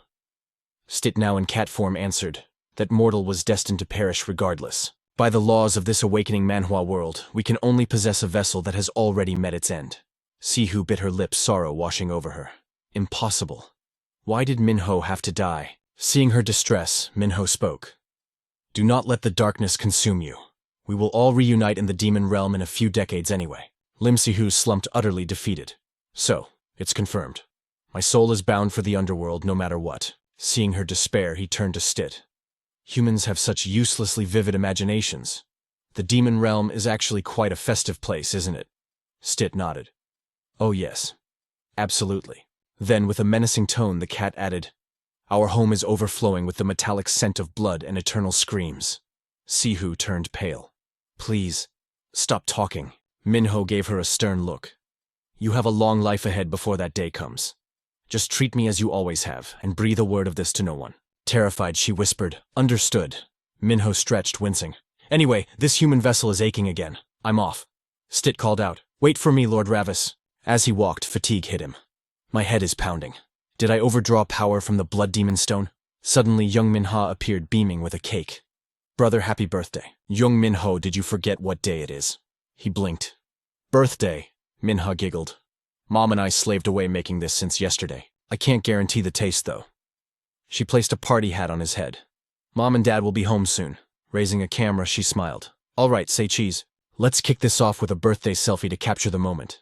Jung Min-ho seemed to notice a strange shadow on his face in the lens, but she quickly laughed it off, trying to keep the atmosphere light. A flashback revealed the truth. He had stepped in when some thugs were harassing an old lady with a cart. He dismissed it as nothing, but deep down, he brooded over his own weakness, trying to play the hero when he lacked the strength to back it up. Strangely enough, she scooped up a spoonful of cake and held it out to him, insisting he must be starving. He took a bite, savoring the sweetness as if he were tasting the ambrosia of the gods. What was this sensation? White, soft, and endlessly sweet. But just as he tried to analyze the flavor, the piece was shattered. Jung Tai-seok stormed in like a bull in a china shop. Damn it all. His footsteps thundered with rage. He demanded to know where the bastards who egged him lived, swearing to slaughter them all. His subordinates trembled. Yes, sir. But his fury overflowed and he struck one of them down. No, I should kill you first, he roared. You couldn't even stop a few eggs. His wife, terrified, rushed forward to hold him back. Honey, please stop this madness. He swatted her hand away, bellowing at her to let go. Jung Min-ho, seeing the danger escalate, threw herself between them. Please stop. Mom didn't do anything wrong. Wamo. What's misumios? Jung Tai-seok's eyes locked onto the cake, his voice dropping to a menacing growl. What the hell is this? Your father gets humiliated on the campaign trail and you're sitting here throwing a party. Mao. He shoved her aside, spewing venom. What kind of trash are you, consumed by wrath? He swept the cake off the table. If I were really your father, would this garbage even swallow down your throat? The mother tried to intervene again, her voice trembling. Honey, please, today is Min-ho's birthday. But the man only scoffed. A birthday at a time like this? He spun around and marched toward the door, the air thick with his toxicity. This family is suffocating. But in that moment, Jung Min-ho's eyes darkened with a silent fury. My cake. How dare an insect like you touch what belongs to me? The mother collapsed, hugging Jung Min-ho and sobbing uncontrollably. I'm so sorry, my children. I'm so sorry. Minha held her close, whispering, No, Mom. You didn't do anything wrong. Jung Min-ho's gaze remained fixed on the door, cold and unyielding. In his eyes, Jung Tae-seok was nothing more than an arrogant mortal playing with forces he couldn't comprehend. Meanwhile, in his office, Jung Tae-seok was spiraling into madness. That bastard Wee Young Moo, he hasn't sent a dime and cut off all contact. Where is that rat hiding? He ground his teeth, the pressure mounting. If we want even a single photo with Congressman Park, we need to grease palms first. Young Moo, that treacherous snake. His subordinate tried to appease him. I will do my best to locate Wee Young Moo, sir. The man clenched his fists in hidden frustration. It was humiliating to bow and scrape before such lowlifes just to boost approval ratings. Every single one of these people acts like absolute trash. Suddenly, another aide burst through the door out of breath. Sir, you need to see this. A video of Minha is going viral online. Jung Tae-seok snapped urgency in his voice. What video? The aide handed over the tablet. Please watch this. On the screen, Jung Min-ho was filming a confrontation with bullies. Hey, I'm recording everything. Stop it right now. In the video, the bully shouted back, face twisted in ugly rage. Hey, you crazy bitch, who are you to interfere? Her voice rang out clear and sharp. Why are you bullying an old lady, you scumbags? The thug screamed. You witch! But the crowd began to murmur. Hey, cut it out! Damn it, what are you looking at? Let's go. The bullies retreated. In the video, Jung Min-ho approached the grandmother gently. Are you okay, ma'am? The old woman's voice cracked with gratitude. Oh, thank you, child. Watching the footage, Jung Tae-seok's expression shifted. Did something like this really happen to Minha? His subordinates nodded eagerly. Yes, sir. If we reveal that Minha is your daughter, it would be a massive boost to your approval ratings. The comments are exploding.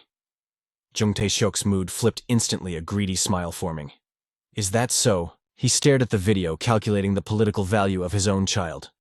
This could actually craft the perfect image. Back at the house, those calculated words would soon haunt Jung Min-ho.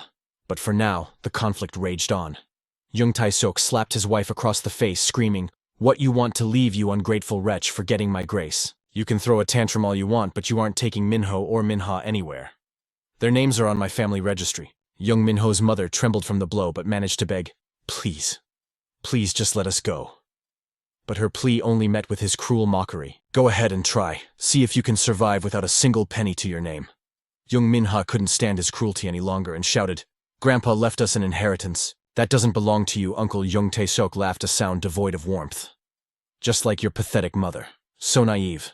Do you know what the real key to survival is? Once I get my hands on something, it is mine forever.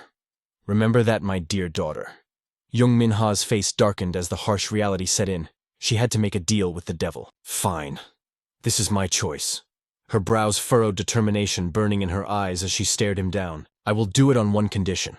If I earn money, it goes under my name. That is my non-negotiable term. Jung Min-ho's gaze was steel.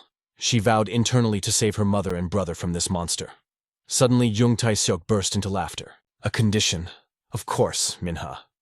Your hard work belongs to you alone. Standing nearby, Han Young-do smirked, her lips curling into a predatory smile. It's settled then. Shall we sign the contract immediately?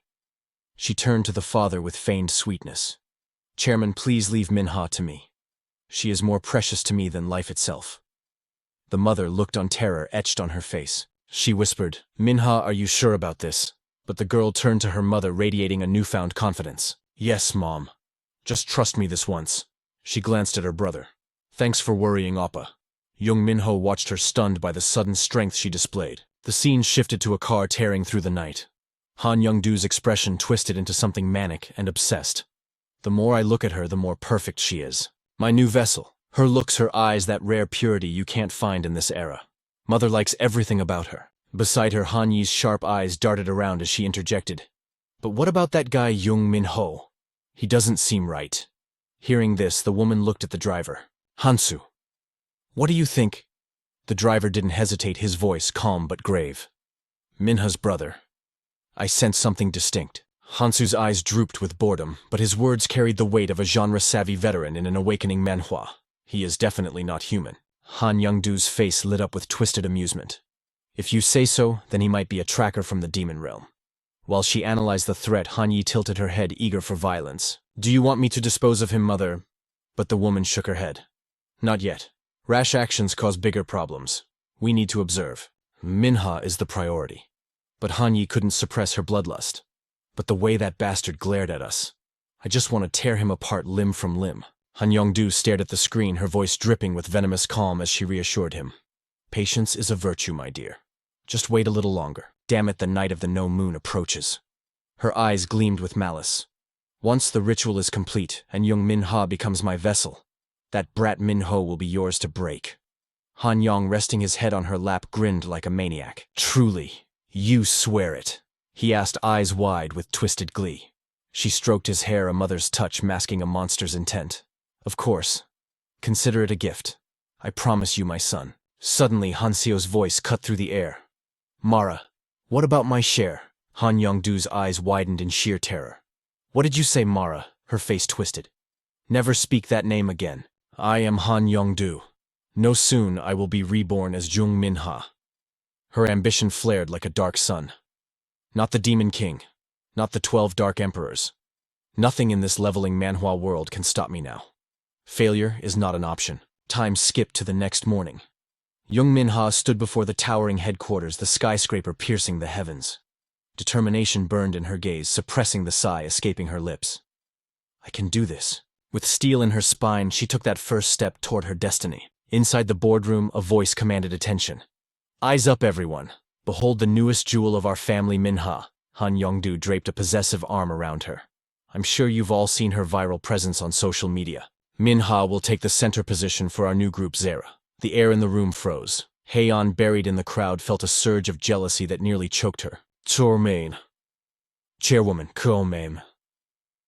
Heian stepped forward, voice trembling. Isn't this too sudden? I've bled for that center spot for years? But the chairwoman didn't even blink at her desperation. You've worked hard, Heian. Now prove your loyalty by supporting Minha as her shadow. Han Young-do turned on her heel, dropping one final command over her shoulder. Make it work. Minha bowed politely. Understood. The heavy door clicked shut, sealing the tension inside. The moment they were alone, Heian's mask crumbled. She cornered Jung Min-ho, rage boiling over. Got your daddy to pull some strings. What, because you're the mayor's daughter? Must feel good riding the nepotism train. She spat. You think you can just waltz in and steal the spot I sweated blood for over 4 years? Didn't you say you wouldn't sign if you weren't center? Minha, sensing the murderous aura, stammered. No, I...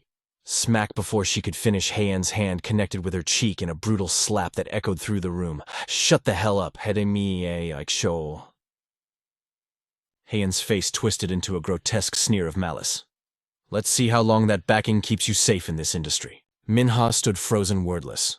Her hand hovered over the burning red mark on her cheek, the sting of humiliation sinking deep. Meanwhile, deep within the complex, Han Young-do entered her sanctum.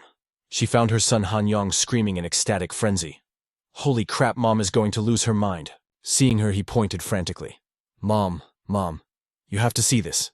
Confused, she narrowed her eyes. What is it now? Han Young jabbed a finger at the surveillance feed. Heian clawed Minha's face. Look, there's blood, she's bleeding. A deadly silence fell over the room as the image burned into their retinas. Han Young-do ground her teeth, the sound like stones crushing together. That filthy little maggot. Worse than trash. Veins bulged on her forehead, her aura turning pitch black. She dared to damage my precious vessel. Her rage was absolute. Elsewhere, shadows whispered in the air. So Minha is debuting? That's big news. New entertainment is huge. If she plays her cards right, she could rule the human world. Lim Su looked at the figure before him. Stit, you seem well informed. Stit laughed, a sound devoid of warmth. I've walked this earth for 2 centuries. I know how their ant colony works. Minho stood nearby, arms crossed, eyes closed in meditation. If that's what the kid wants, fine. But that chairwoman and her spawn, they rub me the wrong way. They have no demonic aura, yet they didn't flinch under my killing intent. It's unnatural. Could they be high-tier demons disguised as humans? Stit dropped his playful tone, his expression darkening. Ancient ones can mask their energy perfectly. We must be cautious. Even Ravis, sensing the chaotic energy radiating from Minho, nodded in agreement. He's right, Minho. That death stare of yours isn't exactly making friends. Minho's brow twitched, but he kept his cool. Mock me all you want. Those humans are suspicious. Aura or not, my instincts as the protagonist of this awakening manhwa never fail, Lim Su whispered, looking away. Instincts. Is that why we still haven't found Bacca? That snapped a nerve. Min-ho exploded, pointing a trembling finger. Stit, drag this insolent brat back to the demon realm. Throw him into the Hellfire training camp. Stit's eyes lit up. With pleasure, my lord, Lim Su shrieked. Quit threatening me, you can't just deport me. Min-ho ignored him, his mind shifting to a graver matter. I can't access the Bloodstone's power yet. Even this mutt disrespects me. He turned sharply. Stit, have you found a way to reclaim my power? Stit's eyes narrowed into crescents. Indeed. As you commanded, I have discovered the method to restore Lord Ravis's mana. Min-ho smirked, power resonating in his voice. Excellent. The king returns. Now spy on Han Yongdu and those twins. Take the #1 servant with you. Stit bowed low. As you wish. Lim Su blinked, dumbfounded. Wait, am I the #1 servant? Under the cloak of night, Heian stomped down the alley, wiping angry tears. This can't be happening. 4 years down the drain, swing. The cold ring of steel sliced through the silence. A shadow loomed behind her. She spun around, heart hammering against her ribs. Who's there? Standing there was Han Seo, an eerily calm expression on her face, dual blades glistening in her hands. The sight froze the blood in Heian's veins. She began to tremble uncontrollably. Han Seo. What is this? Did I do something? Realization hit her. Wait, is this about Minha? I'm sorry, I just lost my temper for a second. Her pleas fell on deaf ears. Before she could finish begging for her life, Han Seo moved. A flash of silver. A spray of crimson. Blood painted the alley walls in a gruesome masterpiece. Standing amidst the carnage, Han Seo didn't even blink. She wiped a speck of blood from her cheek, muttering, Why did you have to slap her face? She turned her back on the severed corpse, her voice devoid of humanity. You know Mom hates damaged goods. Meanwhile, under the same moonlit sky, a wholesome conversation echoed, a chilling contrast to the violence. Hanyang, don't be late. Mom worries, you know. Dad bought fried chicken for you kids. He's almost home. I can't just sit around waiting. You're so adorable. Are you sure this is what the twins want? Or is it my lovely wife having cravings? But the domestic warmth was a lie.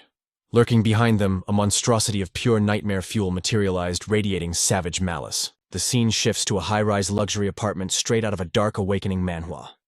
Han Young-do stirred from her sleep, groaning as she woke to a living hell. Hovering directly over her was the beast, drooling with anticipation. I really like this body, it murmured. Panic surged through her veins. Who are you? It didn't answer with words, but violence. Choking her, it growled, Silence, I will grind you humans to dust.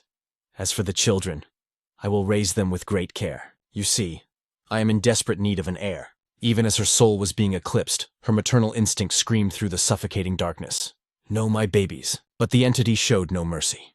It forced its way inside, invading her very being, sliding down her throat to seize control of the vessel. A maniacal laugh echoed in the room. Beside her, the husband awoke, groggy and oblivious to the horror. Honey, what's all that noise? He sensed the shift in the air too late. Honey. Suddenly, the windows of the penthouse slammed shut, sealing their fate. In a flash, Han Young-do's hand clamped around his throat. Honey, what are you doing? Her eyes were cold. You are the husband. You look so low level. How could I endure existing alongside such trash? Terrified realization dawned on him. What are you? She didn't bother explaining. With a casual flick of her wrist, she released him. Why should you care? Gravity took him. No Young-do a crack. The sickening sound of bone meeting pavement signaled the end, blood painting the concrete. The entity, now fully in control, felt no remorse. It simply caressed the pregnant belly, a twisted grin spreading across her face. This body belongs to me now. The scene shifted to a delivery room filled with agonizing screams. Han Young-do thrashed violently on the bed. The damn it, the pain. This medical team trembled, trying to calm her.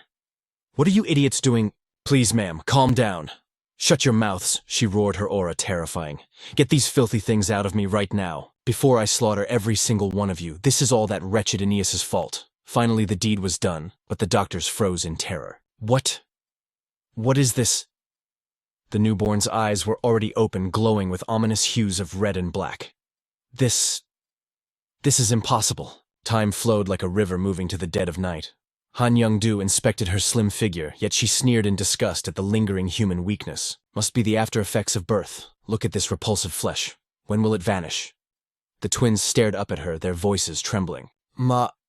She kicked the infant away with cold indifference. Hey, you drained my mana to be born. You better pay me back. How long do you plan to crawl like insects grow up? Become my shields. Until I find a vessel worthy of holding my infinite hatred. The story accelerates like a fast-paced manhwa recap landing in the bustling world of showbiz, surrounded by whispering crowds. I know she's shocked about her husband's death, but isn't this too much?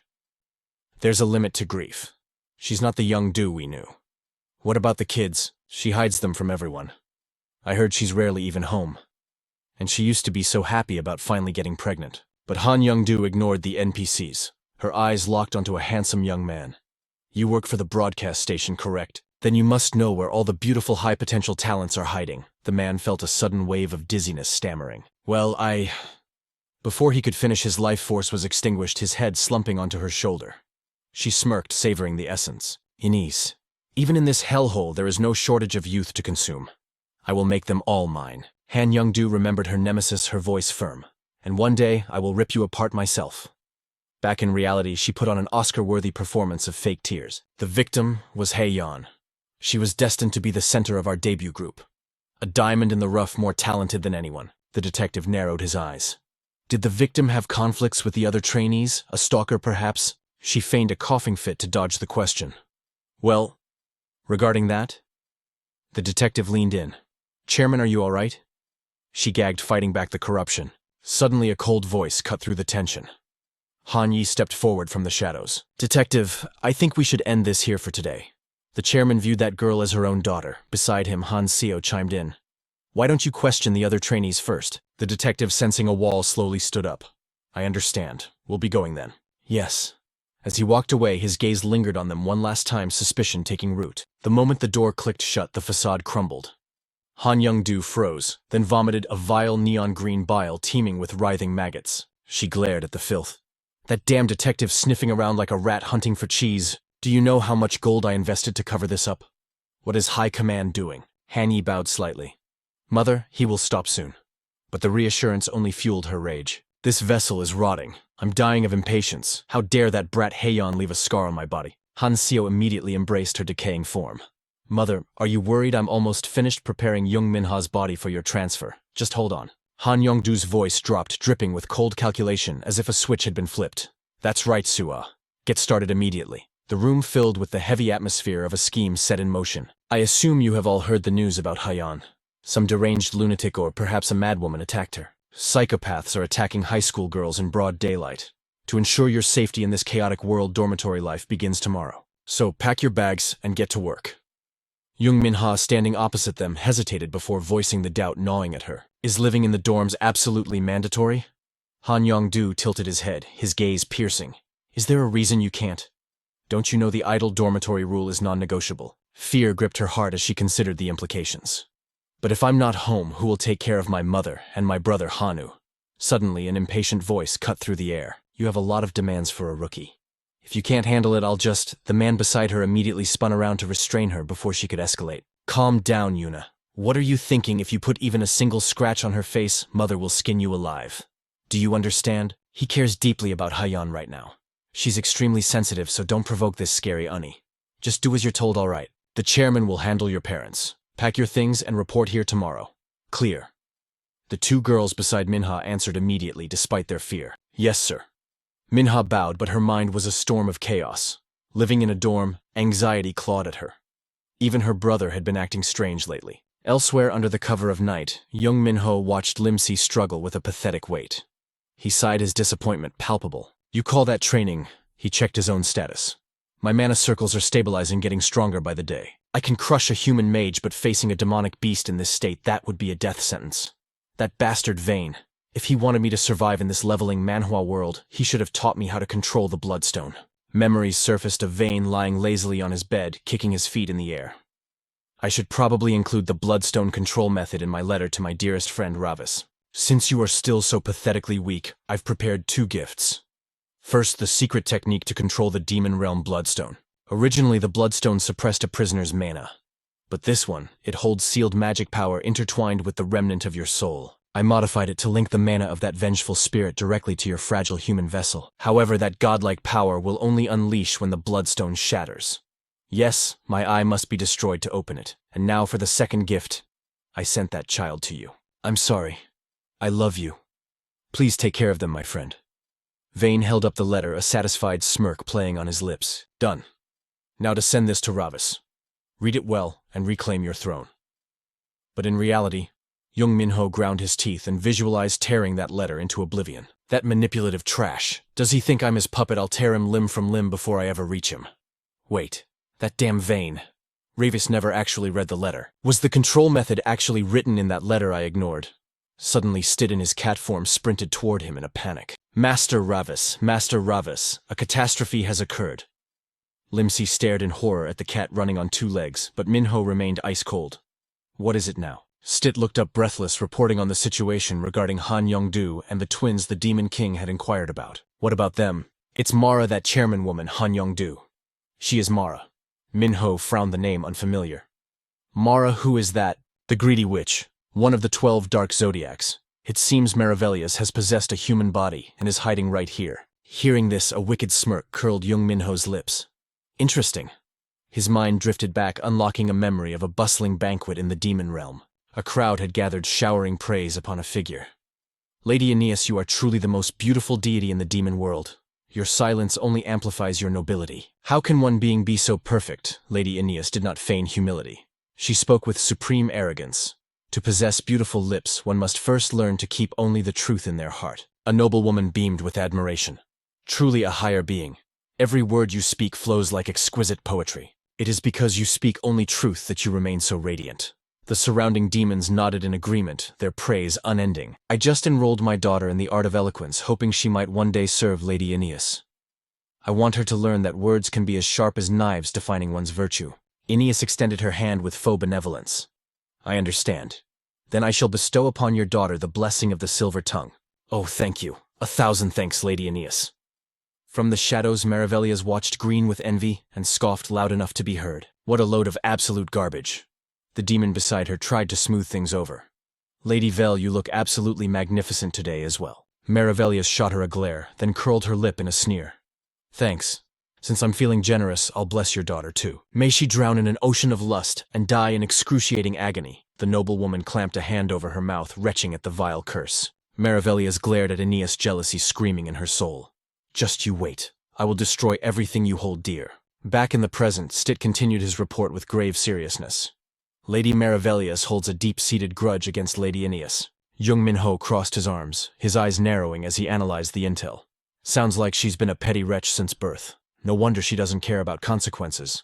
Right after ascending to the 12 dark zodiacs, she was caught stealing from the soul well. She fled to the human realm and turned it into a living hell. Limsey, still confused, interrupted. But why did the witch approach Minha? Do you think she knows you're Ravis? Min-ho stared into the distance, his voice low. Unlikely. If she knew, this silence wouldn't have lasted. Either way, in my current state, I cannot defeat a dark zodiac.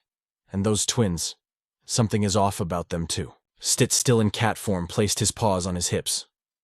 Then we have no choice.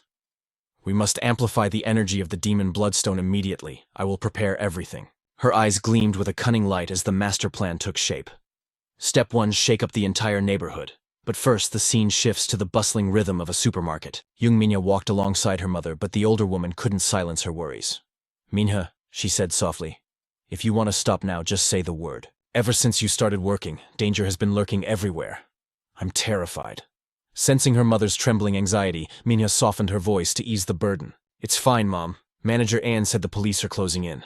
It was just a random act of violence. But deep furrows etched themselves into her mother's brow. Didn't you always dream of becoming a veterinarian? Fate played a cruel joke as they passed the pet food aisle at that exact moment, highlighting the path not taken. The words plunged Minha into deep thought. Chasing that innocent dream would take years' time she simply didn't have. I need to pull Mother out of that living hell immediately. With my own 2 hands. She gripped the cart handle until her knuckles turned white, then forced a bright, reassuring smile. Mom, this is a once-in-a-lifetime shot. Dreams change, right? I'm going to become a star and make us a mountain of cash. Her mother's worry didn't fade. But if you live in the dorms, I won't see you. Minha didn't let her confidence waver for a second. Don't worry about me or him. Once the voting ends, the chaos will settle. But her confidence only made her mother feel like a heavier anchor dragging her daughter down. Her expression darkened as she whispered, I'm so sorry, Minha. If I hadn't remarried, maybe you wouldn't have lost your motivation. Minha instantly felt the weight of that guilt. She placed a gentle hand on her shoulder. Stop. You're still young. Raising us alone was hard enough. Dad's death wasn't your fault. And that man, he fooled us all before the wedding. We were deceived, Mom. Seeing the fire in her daughter's eyes, the mother was left speechless. Minha. But the girl stood firm like a fortress. Just wait a little longer, Mom. I'm going to work harder than anyone else. The scene shifts to an amusement park where screams tore through the air. But this wasn't just a slice-of-life moment. It was the calm before the storm in this Manhwa recap. Jung Min-ho glared at the roller coaster from the ground, scoffing in disbelief. Pathetic humans. What exactly is so terrifying about a metal cart on rails? Lim Seok side-eyed him, judging hard.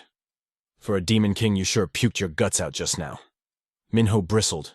His pride stung. I only vomited because I ate spoiled food, Lim Seok muttered under his breath. Yeah, right. I told you not to ride it. Jung Min-ho narrowed his eyes, swearing a silent oath to the heavens that he would never set foot on such a machine again. They arrived at their true destination, a haunted house with a gate that screamed death. Min-ho regained his composure. Is this the place? Yes, Lord Ravis. The escaped demon has been hiding in the human realm, but my instincts have finally tracked him down. Intrigued, Min-ho turned to his subordinate. And what is this creature's name? A grotesque image manifested in the air as the explanation began. Scroom. A wretch that converts human screams into magical power. It feeds on the sonic waves of pure terror to sustain its existence. Bringing a coward here would be the perfect bait. Min-ho's head snapped toward Lim Seok. Is that so? Finally you have a purpose. Lim Seok's mouth moved faster than his brain. Me. I'm a manly man. I don't know the meaning of fear. I haven't screamed since I was a baby. Before the sentence even finished, Min-ho dragged him into the darkness without hesitation. Wait. Hold on. Meanwhile, Stit stood guard outside with grim solemnity. I will secure the exit. My lord, please be careful. Inside, twisted faces and ghoulish figures welcomed them instantly. Minho sighed, unimpressed. Why do humans fear this trash? It's just painted plastic. Beside him, Lim Seok was already trembling like a leaf. Stit was right. I feel something strange here. Min-ho glanced at his shivering companion. That is the prey we came to hunt. Stop shaking, you're embarrassing me. But confidence is fleeting. A severed head flew across their path, and despite their bravado, a high-pitched scream tore from both their throats. They clung to each other, eyes wide with terror. Lim Seok froze, realization dawning on him. Wait, did you just curse? You jumped too. Min-ho's ego skyrocketed as he barked back. Silence. I was merely acting. I had to see how the enemy would react. Min-ho quickly changed the subject. That was your first scream, wasn't it? Lim Seok hesitated. I guess so. Unbeknownst to them, glowing blue eyes watched from the shadows. Oblivious, they continued their bickering. Are you sure this is the fastest way to find it? When the demon bloodstone reacts to Malice, it releases energy. A massive reaction means we've found a demon classic mechanics for an awakening Manhwa. Suddenly the stone pulsed violently. A monstrosity lunged from the dark, its voice a gravelly growl. That scream, it was sweet and clear like fresh blood, pure as a newborn's first cry. Lim Seok stared in horror, his mind going blank. What is that thing? Scroom raised a massive hand, looming over them. Your fear is delicious, scream for me. The razor-sharp claws descended, sending Lim Seok into a state of absolute paralysis. Let me hear you shriek. Just as death seemed inevitable, a smaller hand intercepted the monster's strike with impossible strength. Jung Min-ho's expression was stone cold. Do not touch him. That is my servant. Scream paused, its blue eyes shifting to the intruder. Who are you? You are not human. Min-ho's face twisted into a demonic grin, his eyes glowing a menacing crimson. Scroom, tell me, does a monster scream when it bleeds? Min-ho looked at the beast with malicious intent. Scroom roared, launching an attack. Arrogant fool! What can a puny thing like you do? A shockwave of power blasted Min-ho and Lim Seok backward. Min-ho! Lim Seok cried out. The monster laughed maniacally. Yes, that's it. Keep screaming. Min-ho grit his teeth, rage burning in his gut. I can only use my left hand right now. Ignoring the disadvantage, he charged straight at the beast. Scroom sneered, watching him approach. Where do you think you're going? A massive blast of dark energy slammed into Min-ho, crushing him into the ground. Witnessing the danger, Lim shrieked, Watch out, Min-ho. His terror only fed the beast's arrogance. Yes, more, scream your lungs out. Fury ignited in Jung Min-ho's veins as he watched his friend cower. He roared, Shut your trap. Your whining is only buffing his stats. Lim clamped his hands over his mouth, stammering an apology. The creature, reveling in the scent of terror, launched a wave of destructive energy straight at Min-ho. The impact shook the earth itself. "I'll turn your screams into a symphony and wear your agony like a trophy." Refusing to yield, Jung Min-ho counterattacked. Surging through the air with a pre-charged skill, he scoffed, "Me afraid of a low-level trash like you?" The beast evaded effortlessly, mocking his desperate strike. "Look at you flailing about, how adorable." The attack didn't even scratch its HP bar. Min-ho realized the grim truth. My agility is still stuck at human limits. I can't win like this. Suddenly, the monster snatched him out of the air. Lim-S cried out his name in despair. "Min-ho!" He struggled against the crushing grip, but the beast unleashed a lethal aura from its claws. "This blade was forged from your friend's terror. Imagine the exquisite sound you'll make when I carve your eyes out with it." Even in the jaws of death, Jung Min-ho's will remained unbroken. "I'll never give a third-rate demon the satisfaction of a scream." "Is that so? Let's test that resolve." The dark energy pierced directly into Min-ho's eye. Lim-S froze in horror, but the scream never came. Instead, a cold voice cut through the air. "What is this?" Min-ho's injured eye didn't bleed. It glowed a menacing crimson. A provocative smirk played on his lips. "My vision. It's clearer than ever. Vain, you sly fox, you planned this all along. I modified the demon bloodstone to link the sealed energy to your soul. But that power stays locked until the stone is shattered. Classic leveling Manhwa mechanics." With a gaze sharp enough to cut steel, he glared at the beast. "Vain, you bastard, hiding the unlock condition." The monster recoiled in shock. "Impossible. Why didn't my despair blade blind a mere mortal?" Unleashing a skill, Min-ho replied, "Because I am no mere mortal." He barked an order. "Hey, scream like you're dying." Confused, the boy stammered, "Won't that help him?" Min-ho snapped, "Shut up and scream." Limbs hesitated, but loyalty outweighed fear. "I don't get the strategy, but I have to trust Min-ho." He drew a breath and let out a blood-curdling shriek. The demon feasted on the sound, but simultaneously the seal within Jung Min-ho shattered. "With the demon bloodstone cracked, the seal on my right leg is gone." The beast laughed. "Fool. You're just feeding me XP. Your arrogance is your downfall." Min-ho grinned, sensing victory. "Did you know your frame rate drops whenever you gorge on a scream?" The monster froze. What? Min-ho launched his assault. "Now let's hear you scream." Min-ho leaped, eyes blazing with killing intent. The explosive power he unleashed was intoxicating. "I can feel it. The shell is broken." He unleashed a barrage of strikes. "If I farm this demonic energy, I'll speedrun my recovery." It was pure liberation. As predicted, his stats were skyrocketing beyond anything a human could handle. The seal is history. Now I just need to grind and absorb demonic energy until I reclaim my throne. Lim-S watched the demon vanish into Min-ho's hand. "You just ate that thing. Are you okay?" Min-ho turned with a wicked grin. "Never better. Let's go find more mobs." Scene changed. Jung Min-ho bowed politely to Han Yi. "Thank you for the escort." The woman replied with ice in her eyes. "Strip down and stay put until the simulation begins." Min-ho meekly replied, "Yes." But her mother gripped her hand, manic desperation in her voice. "You must succeed." Watching the monitors, the mother's grip tightened enough to crush bone. "Minha, Han Yi, I'm so thrilled." Her voice dripped with madness. "If I swap bodies with her, you'll still obey me, right?" Han Yi replied without hesitation, "Of course, mother." "Then let the experiment begin." Meanwhile, Jung Min-ho and Lim-S arrived back in the city. Stit's standing guard sensed a wave of familiar, terrifying pressure. She spun around. This distinct aura. Could it be? Seeing him whole, Stit bowed low. "Congratulations on your recovery, Lord Ravis, the Blood Monarch and ruler of all life. I pledge to be your shadow, following you to the ends of the earth and beyond." Min-ho waved her off coldly. "Cut the formalities. Give me the coordinates for the next target and locate Mara. I need to re-establish my dominance once I level up." She raised her head, eyes burning with loyalty. "Understood, Master." "My lord, we've located a target. A human smoker hosts a parasitic demon named Apep-Sion. It's a grotesque purple monstrosity that feeds on lung vitality." Apep-Sion was urging its host. "More smoke, more."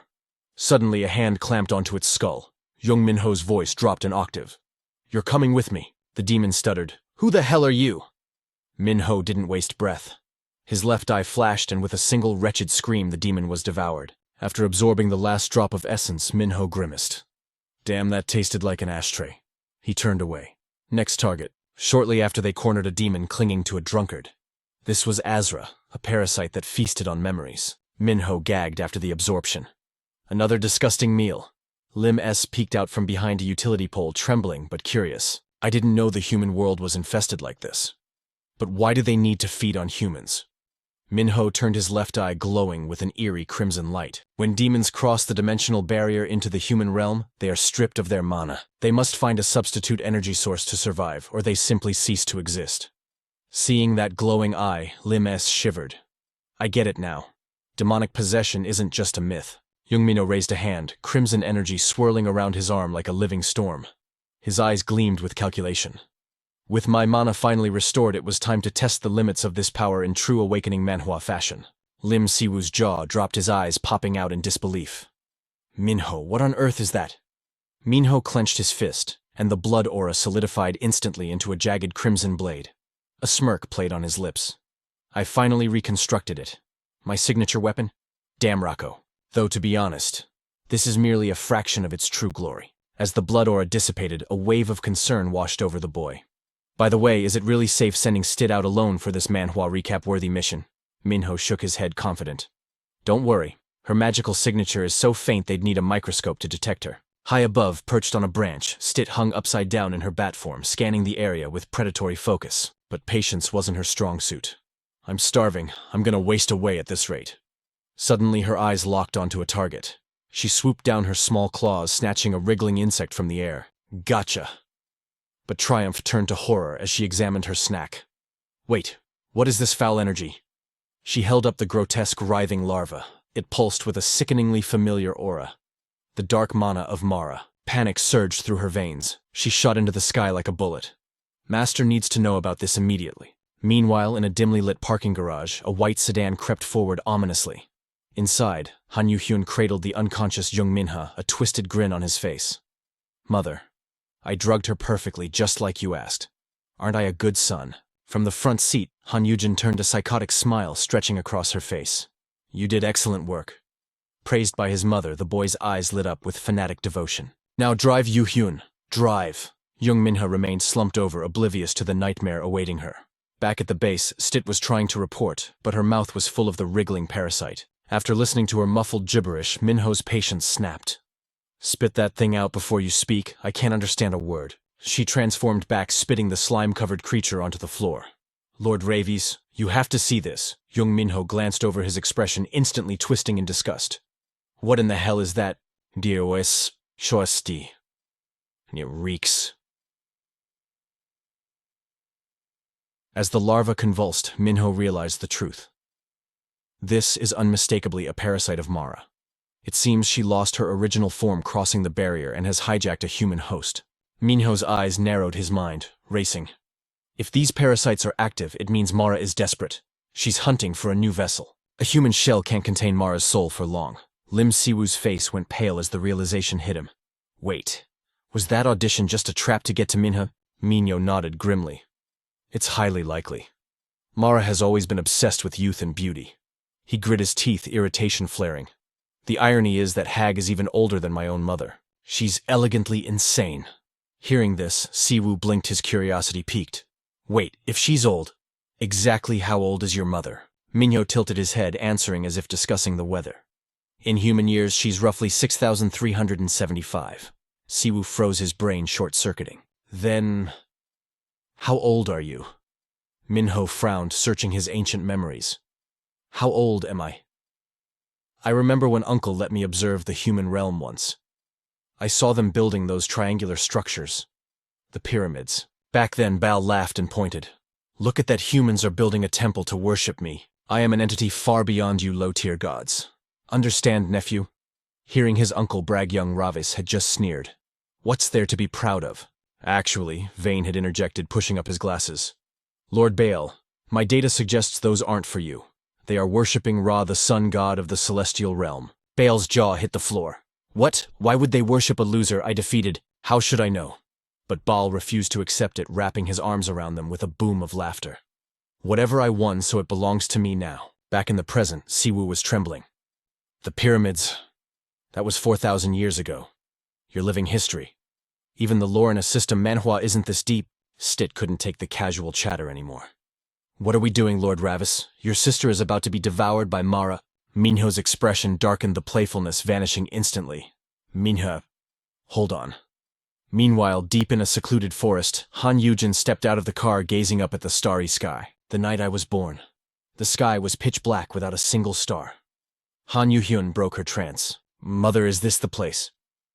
As she ascended the stairs, the entity known as Janum spoke through her. Yes. The rift between the human and demon realms, hidden from the prying eyes of heaven. Suddenly she froze. What is this? Before them stood a lone demon surrounded by rows of perfectly arranged corpses. The demon bared his fangs. "Who dares trespass here?" Han Yujin's eyes flashed with sinister light. "I am Mara Belias, and you are standing in my domain." The demon flinched. "What Mara?" But after sensing her weak aura, he scoffed. "You used to be one of the Black Thrones. Now you're just a fugitive who can't even control her mana. I've claimed this spot. Get lost, old hag." Han Yu-hyun ignored the trash talk, stepping casually onto one of the corpses. "You, what is this?" Bor roared in anger. "Hey, watch where you put your feet." Han Yujin sighed deeply. "Fine. I admit I'm weakened. Maintaining this human shell costs too much power. That is exactly why I prepared my safeguards. My children. They exist to protect me." Bor sneered with absolute contempt. "Half-breeds, you're using your own offspring as meat shields, truly pathetic." But she felt no shame. Instead, she beamed with twisted pride. "Pathetic, I gave them life. It is only natural they repay that debt with their blood. Now take your smelly weeds and leave." Bor snapped his teeth, grinding together. "Weeds. These are sacred narcotic flowers. Why does no one understand their value?" Bor lunged forward, but Han Yu-hyun was faster. Even while cradling Minha in his arms, he delivered a devastating kick straight to Bor's face. Now settle down." Han Yujin smiled sweetly. "Good job, my son." The scene shifted to a dark memory. Amidst the sound of retching children, a cruel voice echoed. "You ungrateful brats. Do you know how hard it was to steal this soul spring water? But swallow it." I said swallow the soul spring, located in Janaim, the deepest abyss of the demon realm. A river formed by the tears of gods who created the world. This pristine water is the source of all mana. The only elixir capable of satisfying my endless greed, like the ultimate item in a leveling manhwa. In the memory, Han Yujin crushed the bottle in her hand, her face twisted in obsession. "Gamude Vindica dares to hoard the spring water when it belongs to me. Listen closely, you stingy miser. We have absolutely no other choice. Chug that potion down to the last drop and prepare to guard my life until we secure the hidden artifact on the path to that ruin." Lim Seojin gasped for air, his lungs burning as he asked, "Are you absolutely sure they went this way?" Styx shifted into a sleek cat form, sprinted ahead while tracking the scent. The foul stench of Mara's corruption is becoming unmistakable. Styx finally lifted his head, locking eyes on the dilapidated structure ahead. "There. She is definitely inside." Lim Seojin halted, wiping sweat from his brow in disbelief.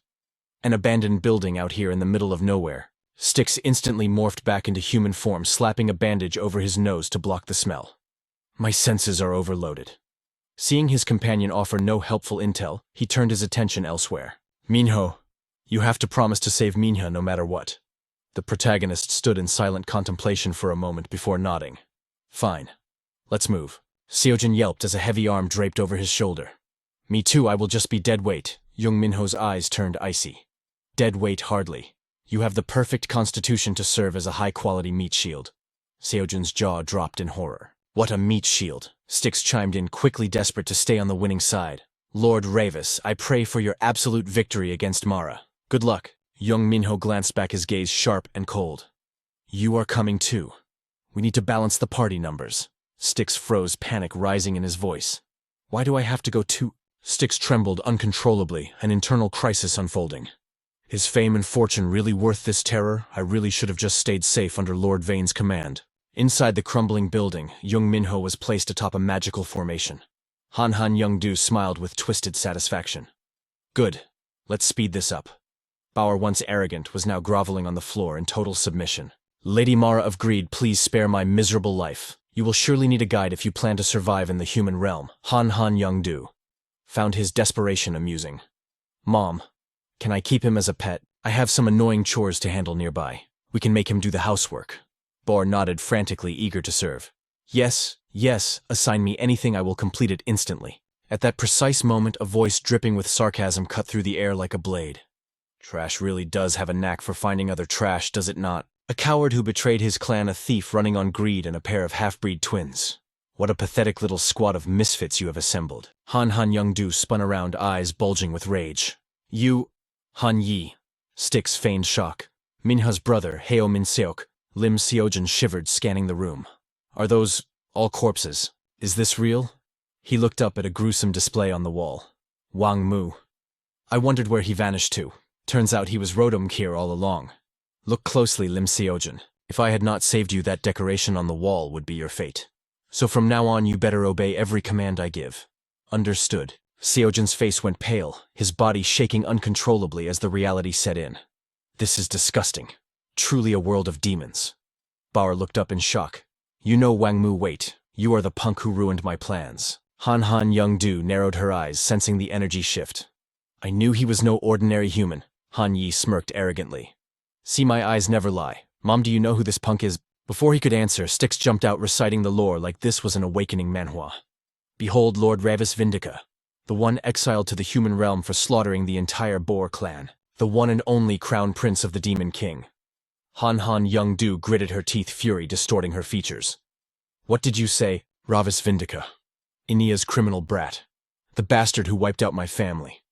A twisted idea suddenly sparked in her mind. Wait. This is actually my chance. He is no longer the bloodthirsty butcher of legend. He is just a prisoner trapped in a weak human vessel. I can exact my revenge with my own two hands. Han Young-do growled, her voice dripping with venom. Inia, that interfering witch. She even sent her son to the human realm just to meddle in my life. Meanwhile, Jung Min-ho analyzed the battlefield. Fighting all three simultaneously with my current stats is risky. And that rat Bauer might stab me in the back at any moment. I will deal with him later. He glared at the traitor. Hey Bauer, get lost. Bauer snapped back. You think you are still in the demon realm? I will kill you myself right now. Jung Min-ho roared, his aura exploding outward. Shut your mouth and vanish unless you want to die right here. The pressure of the Bloodlord paralyzed Bauer instantly, sweat pouring down his face. Jung Min-ho continued, his voice echoing with authority. Tell every demon in the human realm that I, Ravis, have descended as the Bloodlord. Tell them to stay in their lanes, or I will hunt them down myself. Bauer gasped, eyes wide with terror. What, you can utilize mana inside a human body? Possible, damn it. He scrambled up, half crawling, half running to escape. Too impatient for stairs, Bauer smashed through the window and leaped straight out into the night. Jung Min-ho turned his gaze back to the main threat. Hey, old hag, if you want youth, earn it through pain. Stop stealing bodies like a parasite and face me. Han Young-do raged. Old hag, you insolent brat, how dare you speak to your senior like that? Immediately, the strain caused her to cough up mouthfuls of blood. Han Yi stepped forward. Mother, do not overexert yourself. Han Young-do bit her thumb, eyes manic. Fine. I am actually curious. That child Inia treasures so much. I wonder what face she will make when her precious son is torn apart by mine. Jung Min-ho's expression went cold, and I am curious what face a jealous old crone will make when her children are slaughtered by the son of the woman she envies. She shrieked, pointing a finger. Hanseo Han Yi, who wants to bring me that brat's tongue first? Han Yi summoned his weapon, oozing confidence. Me, obviously. Just watch, mother. Hanseo bowed silently, dual blades materializing in her hands as they charged together. She hissed, Han Yi, get lost. He shouted back, my venom is more than enough to silence this punk. They swung their weapons simultaneously, but Jung Min-ho dodged effortlessly to the side. Hanseo slashed horizontally and he parried with his blade. Suddenly, Han Yi screamed, Hanseo, move, you are in my way. She growled, shut up and support me from the back. Jung Min-ho stepped back, analyzing their movements. Zero teamwork. I can exploit this. He taunted them amidst the steel clash. At this rate, are you sure one of you can kill me before your little alliance falls apart? Han Yi barely avoided a friendly fire incident. Watch it, you almost hit me. Jung Min-ho retreated again, his mind racing. They block each other's paths. Hanseo is overly confident. Han Yi is overly cautious. The perfect duo is crumbling. He deflected Hanseo's strike, sending her blade crashing directly into Han Yi's mace. He gritted his teeth. Not again. Hanseo clicked her tongue in annoyance, her rhythm completely broken. Seizing the opening, Jung Min-ho unleashed a horizontal slash. The blade bit into her waist, sending blood spraying into the air. Even for half-breeds, they are tough, he thought. What kind of dark curse did Mara place on them? Han Young let out a twisted laugh as he watched his own sister take a heavy blow. Serves you right. Jung Min-ho, your head belongs to me. The heavy chain mace exploded forward, aiming to crush Min-ho's right arm. Not missing a beat, Hansu seized the opening with killing intent. Back off. I'm the one who will claim his life. Shifting her blade to her left hand, her gaze locked onto her prey with chilling calm. Caught off guard by the sudden coordination, Hansu's eyes widened. He barely dodged in time, but Han Young was already closing the distance, his mace spinning wild. Ravis, don't you dare die yet. You're destined to rot by my hand. The mace crashed down like a meteor. Simultaneously, Hansu descended with dual blades slashing from above. Min-ho desperately blocked with his sword, but the sheer weight forced him to his knees, cracking the ground beneath him. "Die, just die already!" Hansu shrieked through gritted teeth. Min-ho blasted her back with a burst of energy, but his mind was racing. "My mana reserves are draining fast. I can't handle both of them in a head-on clash. It's a cheap tactic, but I have no choice." He smirked, throwing out a taunt. "Hey, your sister is way stronger than you, isn't she?" Han Young's eyes bulged with rage. "What did you just say?" "Who's the sister I was born 18 minutes earlier, you scum? My father will kill you." As the brute charged blindly, Min-ho's expression went blank. It actually worked. He stepped back, effortlessly dodging the clumsy attack with the grace of a leveling Manhwa protagonist. Watching her brother lose his cool, Hansu screamed in frustration. "You moron. What the hell are you thinking? Don't just charge in blindly." "Shut your mouth," he roared back. "I'm going to present his corpse to mother first." Min-ho narrowed his eyes, the gears turning. Perfect. His attacks are getting reckless. That means he stepped right into my kill zone. Not far away, Stit struggled against the overwhelming pressure while fighting. "Mara of the 12 dark seats, you were once a warrior I respected. To see you twisted by your own greed into this monstrosity. It is truly pathetic." Han Yongdu's face contorted with fury. "How dare you call me a monster, you filthy lowborn beast?" Before Stit could react, a massive tentacle slammed into her. Gritting her teeth through the pain, she projected her thought. Now Lim Su rushed the Matrix while she's distracted. Lim Su slammed into the Matrix's barrier. "Gah!" He recoiled instantly. "It's burning." "No, it's freezing cold." Ignoring the sensory overload, he threw his entire weight against the shield. He clenched his jaw, veins popping on his forehead. "Minha, open your eyes." Meanwhile, Stit was fighting a losing battle against the witch. I have to buy him time. Even if it costs me my life. Lim Su, save her. But the expectations were crushed as the Matrix's barrier pulsed violently, blasting Lim Su backward like a ragdoll. Lim Su held up his trembling hands, skin burned raw and red. The agony seared his nerves, feeding his insecurity. "I'm just a normal human. I can't do anything." But then memories of their smiling faces flashed in his mind. The bond they shared ignited a spark within him. "Number 1. I refuse to give up here." With renewed resolve, Lim Su raised his fist. "Minha, no matter what happens, we are taking you home." He threw a desperate punch at the invisible wall. His fist connected with the barrier just as Stit was swatted away like a fly. Han Yongdu sneered, looming over them. "I think it's time to end this little game, don't you?" Stit forced herself up, blood dripping from her lips. Even with a broken body, her power is immense. The title of the 12 dark seats isn't just for show. Han Yongdu raised her tentacles, unleashing a barrage of purple energy bolts. "Did you think this rotting shell made me weak?" The projectiles slammed into Stit, sending her flying across the room. Pinned against the wall by the magical stakes, Stit screamed in agony. "Ugh!" Han Yongdu laughed cold and cruel. "Open your eyes wide. Witness the wretched end of you insects." Seeing the witch approach the Matrix, Stit panicked. "No, Lim Su, run away." Lim Su looked up at the warning, but it was too late. Blood sprayed from his mouth as an invisible force crushed him into the cold floor. The witch Han Yongdu stared down at him, a grotesque smile stretching across her face. "Don't worry. I'll use you as compost to feed my new vessel. Just wait your turn." Lim Su struggled to twitch, even a finger terror rising in his chest. "Damn it. My body. It won't move." The witch began the transfer ritual on Jung Min-ho's unconscious form. "I've wasted enough time on this trash." Her voice rose in a chaotic chant. "I swear upon the blade that severs the soul, O moon of the covenant, I willingly cast aside this decaying flesh. Let the flames of avarice burn through the bloodline. Tear open the gates of the heart and grant me a new life." Her eyes erupted with a sinister light as she shrieked, "O darkness, hear my command." The pact is sealed. At that moment, Jung Min-ho sensed the shift in mana. "No!" Panic seized him. Where did that blood-red blade come from? His gaze turned icy, the look of a killer. With a roar, he unleashed a devastating slash at the twins. The shockwave of the blade alone was enough to stagger them, draining their stamina instantly. Han Young yelled, "Stop it, pull back." But Hansu was blinded by bloodlust.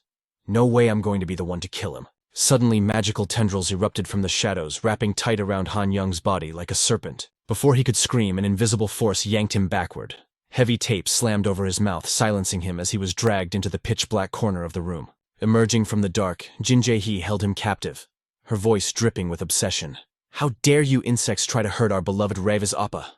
Meanwhile, a torrent of vile slime began to pour from the witch. The black sludge erupted from Veltia's mouth, flowing directly into Jung Min-ho's lips like a living nightmare. Minha's body convulsed as it absorbed the foul essence. She let out a soft gasp, the liquid pulsing through her veins. Suddenly her eyes snapped open, but it wasn't Minha anymore. She stood up with unnatural grace. Finally. I have obtained the perfect vessel. The witch's old withered corpse collapsed to the floor like a discarded puppet. The new entity raised her arms, admiring the youthful skin. This fresh flesh. This power. She ran her hands over her new form, her voice trembling with perverse ecstasy. Yes, this is it. I will enjoy this beauty for eternity. Lim Su screamed, "No!" Stit's cry of despair echoed through the hall. Distracted by the horror, Min-ho lost focus. Han-su seized the moment. "Where are you looking during a fight?" Min-ho cursed under his breath. Damn it, I was too late from the shadows. Jin Jae-hee watched him with hearts in her eyes. Ah, Ravis Appa, those angry lips. Even your new look is dangerously seductive. Min-ho was forced to block the incoming blade with his bare arm. Jin Jae-hee ducked behind a wall, slapping her cheeks. Get a grip, Jin Jae-hee, Ravis Appa is in mortal danger. She bit her lip torn. But if I jump in now, Appa will see me in this state. She squealed, burying her face in her hands. Just imagining his gaze makes me blush, but I can't just stand here and watch him get hurt. What should I do? While she hesitated, Han Young managed to crawl out from the corner. Han-su finally noticed her brother's battered state. Han Young, who did this to you? Min-ho's eyes flashed. There's my opening. He lunged past her defenses, delivering a crushing blow to Han-su. She shrieked as she flew back. Mother Han Young, you useless idiot! The possessed Jung Min-ho turned her gaze toward the commotion, strange dark mucus still pulsing across her skin. Han Young-do's voice dripped with malice from within that stolen vessel. Su, why are you idling down there? Shadowy arms released the beast and he roared in frustration. Where is that wretched brat hiding? He materialized from thin air, but the witch only sneered. Looks like we have a coward in our midst. The beast preened, asking, Mother, is the ritual finally complete? How do I look? Am I beautiful? But the monster hesitated. Mother, you do not look like yourself. Watching this twisted family reunion, Lim felt a wave of despair crash over him. So she really has hijacked Minha's body. Is this the end for us? But Stit, trapped in her prison, shouted with desperate hope. Lord Ravis, it is not over yet. Lady Minha's soul. It has not faded completely. The news struck him like a thunderbolt. What did you say? Stit grit her teeth, forcing the words out. Tonight the moon is cloaked in shadow. On a night like this, the veil between the human realm and the demon world thins. Magic contracts even souls. Everything becomes unstable. As darkness swallows the sky, know this Mara's ritual cannot be perfected until the night concludes. She pointed to the witch's original body lying motionless. Minha is still fighting in there. Suddenly, Minha's eyes widened in terror. She thrashed against her own limbs, screaming for salvation. Brother Min-ho. My body. It is moving on its own. Save me. The main character froze, his heart wavering. Was that truly her soul? But then, a grotesque laugh ripped from her throat. Veltia smirked, basking in his confusion. How amusing. Well, do I not sound exactly like your precious Minha? Fury ignited in his eyes. You dare mock me with her voice? The witch waved her hand dismissively. Su, I am bored. Slaughter them all. The beast went berserk, charging with bloodlust, his voice booming. Yes, mother. We will tear them apart. I will find that little rat from earlier and crush him into dust. The protagonist swung his blade in a frenzy of steel and rage, but doubt crept in. To think I struggle against these low-tier trash. What a humiliation. Meanwhile, the witch laughed maniacally. You have waited long enough. It is time for a feast to restore my power. Now, whose soul shall I devour first? Fear flickered in Lim's eyes. Suddenly, a strange object clattered to the floor, catching the witch off guard. What is this trash? She stared at the sphere. Abruptly, a miniature puppet sprang forth, fixing its cold mechanical gaze upon her. The witch actually flinched. Even the main character was stunned. Thick, murky smoke exploded, filling the room. Veltia gagged. What is this foul stench? A shadow moved with godlike speed. It was Jin Jae-hee. She dashed towards Stit, dual iron rods flashing in her grip. In a blur of motion, she fused massive mechanical gauntlets onto Stit's arms. Stit gasped. What? What is this power? The upgrade was complete before she could even blink. Jae-hee turned sharply, her voice cold as ice. Use them. Stit stammered. Are you Jin Jae-hee?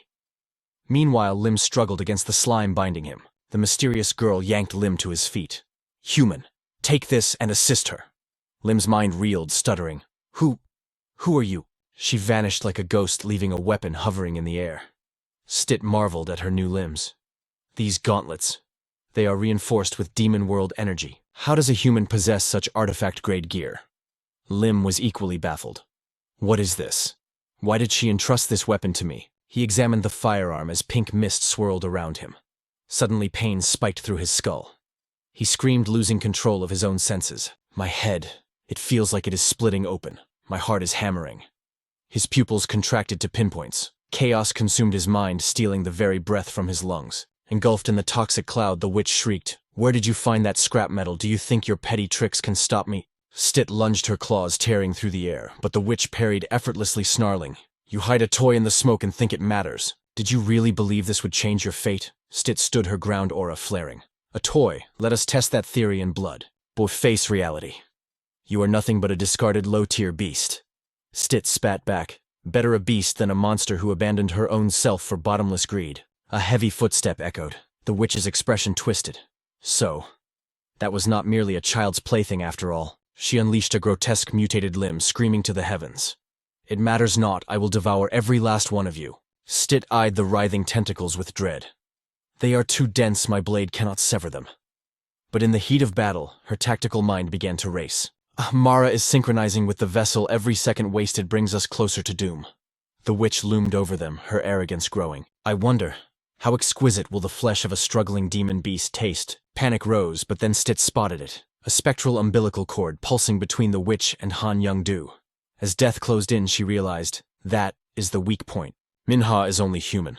With the old shell lying dormant, she cannot absorb the full brunt of Mara's power instantly. Attacks rained down, but Stit's resolve hardened. We must sever the connection to the original body. I have to shatter that magic circle, no matter the cost. In the corner, Lim's eyes cleared. My breathing. It has returned to normal. The chaos is receding. He gripped the weapon, confusion lingering. What is this mechanism? Then his gaze locked onto Han Young-do's body, shielded by the glowing barrier. His eyes darted between the battle and the barrier. Those tentacles, they are tethered to the corpse, are they not? A realization struck him like lightning. If that is the case, the soul transfer is incomplete. The magic circle exists to preserve the host until the download hits 100%. His determination surged like the hero of a leveling manhwa. There is still time if I can obliterate that barrier. His eyes began to glow with an arcane light. Wait, why can I see the structural weak points? Is this merely geometry? He reached into the empty air, his fingers tracing invisible lines, calculating vectors. Geometry is born from shapes. Shapes become formulas. A magic circle is nothing but a structure defined by numbers. His hands moved like a conductor solving the equation of their victory. This magic circle is the only lifeline connecting Han Young-do's corpse to Minha. I need to crack the code and find the weak point immediately. His hand moved like lightning, scribbling alien equations. His brain overclocked, analyzing the core barrier as a third-degree polynomial. The mana flow followed an S-curve. The seal's nucleus lay at the extrema values, derivative. Stit watched in shock as he weaponized calculus against magic. Is that a spell formula? Is S actually decoding the magic circle in real time? Fighting back the pressure, she realized the truth. With Jin Jaehee's weapon, S was translating magic into math. Meanwhile, the witch screamed, drowning in her own dark ecstasy. Come and get it, you rat. Her will to survive ignited. While S hacked the magic circle, she had to buy him every precious second. He didn't stop solving the impossible. He reached the final stage, converting the magic structure into a matrix. The main diagonal mana vector is a symmetric matrix. A grin split his face. If I find the eigenvalue, the single weak point will reveal itself. His eyes flashed with maniacal delight. Found it, fx equals 0. The flaw is exposed. He raised the gun, his voice booming like a judge passing sentence. Magic circle, your minimum value is... The bullet flew from the barrel. Your absolute destruction. He literally jumped with joy. The bullet, carrying massive kinetic energy, tore straight through the magic barrier. What? It drilled deep, piercing right toward her true body. Realization hit her too late. What is this? The recoil sent Lim S flying back. She shrieked in despair. How could you break my perfect circle? But he didn't care, floating in the euphoria of a solved problem. I calculated it. The formula is proven. As he thought of the gun, he concluded his hypothesis with perfect logic. He passed out satisfied. The magic circle shattered. The witch screamed in madness. How could these weaklings? My physical transposition isn't complete. Suddenly a voice cut through the chaos. Good work, S. I'll handle the rest. It was Stit. She lunged at the monster while it was still reeling. "What do you think you're doing?" Ignoring the threats, she stomped on the umbilical cord, tearing at the lifeline with savage fury. The witch roared in fury. "How dare you try to rip me away!" She unleashed a wave of force against Stit. Stit was blown back. The witch scrambled to her original body, desperate.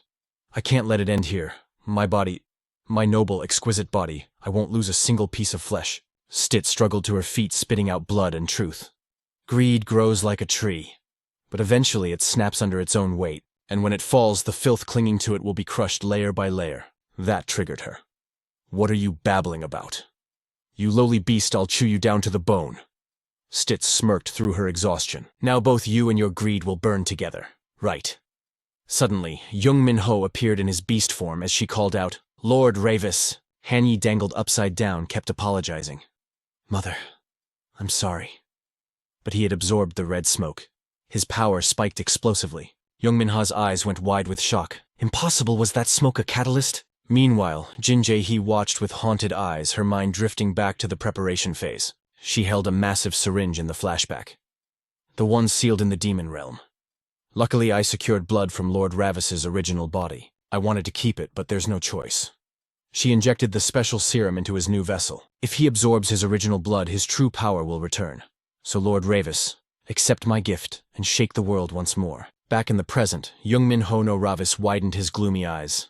"It's been ages since I felt this refreshed." Jung Min-ho screamed in agitation. "Useless trash, can't you two handle one simple task?" Ravis showed no mercy. He yanked Hanyi by the shirt and choked Hanseo by her collar, making her squeal. Gritting their teeth against the pain, they spun in perfect sync, wrenching themselves free from his grip. Free at last, Hanyi went berserk. "Thank you, mother, I'll kill him." Hanseo charged from the other side, roaring, "Die, die, die." But Ravis blocked both attacks with his bare hands. The possessed body flew at him in a rage, mocking him. "Ravis Vindica, you self-proclaimed prince of the demon realm. Why risk your life for these lowly humans? She isn't even your real blood sister." But Ravis didn't answer immediately. He just mumbled, "That cake," his eyes bulged, voice dropping to a growl. "It was damn delicious." Her eyes popped out of her head. "What?" He ignored her confusion. "The cake this body's little sister fed me. It didn't taste like anything from this world. It had the flavor of the celestial realm." The possessed enemy scoffed, annoyed. "What are you raving about? You're a demon? Why talk about heaven?" But Ravis was deadly serious. "Have you two ever fed each other cake?" Hanseo barked rudely. "Are you insane? If we did, we'd smash it in each other's faces." Ravis kept attacking, his voice bored. "Is that so?" In a split second, he slashed a clean line across her throat. Blood sprayed from the deep cut, splattering Ravis's face. Without hesitation, he licked the crimson droplets from his lips. But the moment he tasted it, his eyes went wide. His mind was pulled back into a memory of Hanseo's innocent past, a classic twist for an awakening manhwa. "Mom, I got a perfect Little Han Yi's voice chirped with pure innocent hope. "Mom, look, I cleaned the whole house. I'm so hungry now." But Han Young-doo's reaction was ice cold. "Shut up. If you're hungry, go drink water." She slammed the door, cursing them as useless burdens before storming out. Those cruel words slashed through the children's hearts, instantly shattering their motivation. They abandoned their studies and cleaning, sinking into a gloom where no effort would ever satisfy her. The scene shifted, transitioning to the bustling atmosphere of a high-end cafe. Han Young-doo glared at the lively crowd, her voice dripping with venom. "If not for you, Brat's men would be lining up for me like rain. Look at that girl's fake smile. It makes me sick." "Shh, Seo, darling, Mommy really hates that girl. You understand, don't you?" Han Seo followed her mother's gaze, falling into an eerie silence before standing up with calculated intent. Her pace suddenly quickened, transforming into a sprint as she deliberately slammed her body hard into the innocent girl. The impact sparked instant rage. "Damn it, what the hell?" the girl screamed just as Han Young-doo rushed over with fake concern. "Oh my, are you all right?" The victim didn't hold back. "Damn it, you blind idiot. Look at my clothes." Meanwhile, the mother dragged her daughter away, feigning deep apology. "I am so sorry, I'll buy you a brand new outfit." They quickly exited the scene, and the moment they were clear, Han Young-doo's tone shifted. "Now, my children, what should we do next?" A twisted, satisfied smirk curled on her lips as she hugged Hanseo tightly. "Our SEO is so kind-hearted, isn't she? So adorable. Did you see that girl's face, pretending to be all high and mighty? Serves her right." Hanseo froze, a thrill running through her as she realized Mom finally praised me. Han Yi, sensing the shift, shouted in jealousy, "Mom, let me do it next time. I can do it too." Han Young-do didn't scold him. Instead, she fed the fire. Okay, you can try it next time, my dear. Hanseo stared at her mother's satisfied face, cementing a dark logic in her mind. If I torture the people Mom envies, she will praise me. That thought festered until adulthood. Standing over a battered woman, Hanseo realized that if she beat the people her mother hated, Han Young-do would smile, and the praise poured in. Oh, how is Yi so good at this? You really do everything Mommy says, don't you? Even as blood dripped from her blade, Hanseo simply replied, yes. Standing over the corpse, she whispered softly, I do whatever Mother commands. The mother, delighted, cupped her daughter's blood-splattered face. So cute you can kill again next time, right, Mommy's precious girl? Hanseo answered gently, yes, I will. If I kill the people you order me to. Hanseo rested her head on her mother's chest, her mind chanting a single mantra, Mom will love me. A smile of genuine twisted happiness bloomed on her face. Back in the present, Jung Min-ho scoffed after reading those memories, realizing this was a classic tragic backstory for an awakening Manhwa villain. You really raised these kids well. But Hanseo was already charging at him in a frenzy. Die, like I said, just die. From the other side, Han Yi screamed with equal madness. I'll kill him. I'm going to kill him first. The possessed Jung Min-ho roared from the sidelines, fueling their bloodlust. That's right. Kill him, get that bastard out of my sight immediately. Jung Min-ho swung his sword, his mind calm amidst the chaos. Truly, the nature of these demons is despicable. Despite fighting two at once, he dominated the flow of battle. Suddenly, Jung Min-ho's eyes widened, radiating a savage energy. I acknowledge you. You are demons worthy of dying by my hand. Recognizing the shift in his aura, Hanseo froze in shock. His eyes, they've changed. Her teeth clenched instinctively as dread set in. An illusion of the beast of the battlefield, his uncle overlapped with him, terrifying the possessed Minha. Meanwhile, Han Yi took a critical hit, screaming in agony. Damn it, my hand, instead of helping, Hanseo mocked him cold-heartedly. You idiot, you should have been more careful. Jung Min-ho lunged forward, exposing their fracture. You're worried because he's your brother, right? But Han Yi screamed from behind, blaming her entirely. It's all your fault, Hanseo, you trash. You should have done your job properly. Even while clashing with the MC, she glared back in disbelief. What did you just say? Han Yi lost all reason, shrieking like a banshee. Kill him. Kill that bastard right now, or I'll kill you first. Hanseo froze, betrayed. You, really? Jung Min-ho seized the opening, leaping into the air with his blade raised. That's right. Keep fighting amongst yourselves, you morons. Hanseo's eyes widened in surprise, but her body moved with ruthless efficiency to grab her brother. What? Huh. As the MC's sword descended, Hanseo pulled Han Yi in front of her, using him as a human shield to absorb the fatal strike. Han Yi collapsed, a guttural roar tearing from his throat. The agony was blinding, leaving him unable to stand as he shrieked. It hurts. Numbness spread through his body as he threw his head back, wailing, Mom! Jung Min-ho looked down at the pathetic sight. Useless to the end. Seo, leave that brat and fight me. Still locked in combat with Min-ho, she instantly obeyed the voice that sounded like her mother's. Yes, Mom? Han Yi, now slumped on the ground, cried out in betrayal. No, don't leave me. With his dying breath, he choked out a desperate plea. Mom, but she ignored him, completely focused only on destroying Jung Min-ho. Dai stopped resisting. Yet the MC's movements were like water, effortlessly evading every lethal strike. His mind raced, calculating the battlefield. I've dealt with one. But looking at the unmoving body, he knew the real threat remained. Mara's possession is almost complete. If I waste any more time, Minha will be lost forever. I don't know how long this body can hold out. Jung Min-ho gripped the blade, his resolve hardening into steel. But I have to try. In a flash, he disarmed Hanseo, his free arm locking around her waist, while his other hand discarded the weapon and moved to her head. Without a second of hesitation, Jung Min-ho buried his teeth into Hanseo's neck. Ignoring her screams of agony, he focused on draining the source of her power. The sight made the possessed Jung Min-ho's eyes bug out in pure horror. No. What the hell is this? Released from his grip, Hanseo couldn't stand. Drained of all strength, she collapsed lifelessly to the ground. As the demonic blood slid down his throat, Jung Min-ho felt a surge of energy, typical of a high-stakes leveling manhwa. I will push this blood to the absolute limit of what this vessel can endure, and awaken my true power right now. In a flash, he tore through the air towards her, his arm winding up for a devastating strike. Jung Min-ho's possessed body reacted instinctively, summoning a wall of writhing tentacles to block the impact. Stay back, you wretched insect, she shrieked. But her screams fell on deaf ears. He was an unstoppable force closing the distance.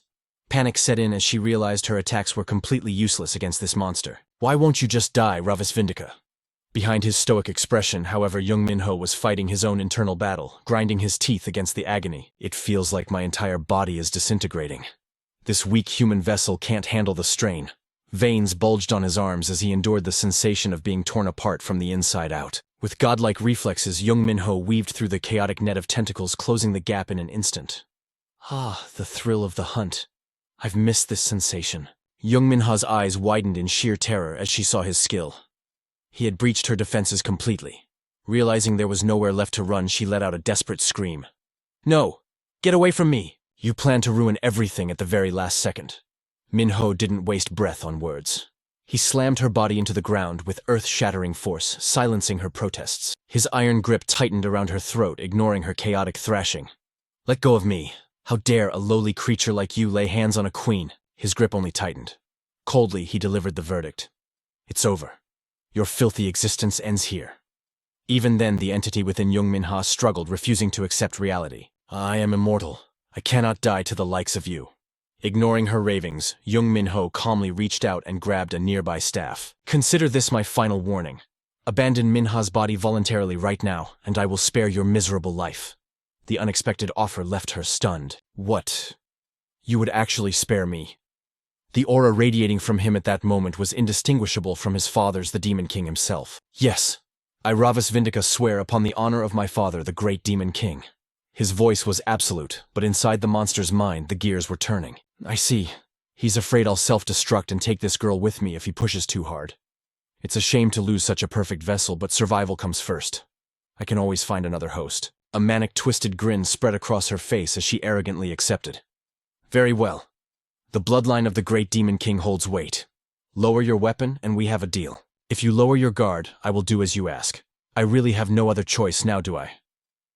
Seeing her capitulate, Jung Min-ho froze and the magical staff in his hand dissipated into smoke. He slowly backed away from her body and stood tall, his voice commanding and cold. Now, get out of there. Jung Min-ho rubbed her bruised neck, grimacing in pain. Fine. But as she spoke, a treacherous smirk curled at the corner of her lips. The monster's soul ejected from the body in a burst of energy. I'm free, you fool! But Jung Min-ho just chuckled. In a split second, his arm transformed into a terrifying demonic claw, snatching the soul from the air. Caught in the iron grip, the spirit began to thrash violently.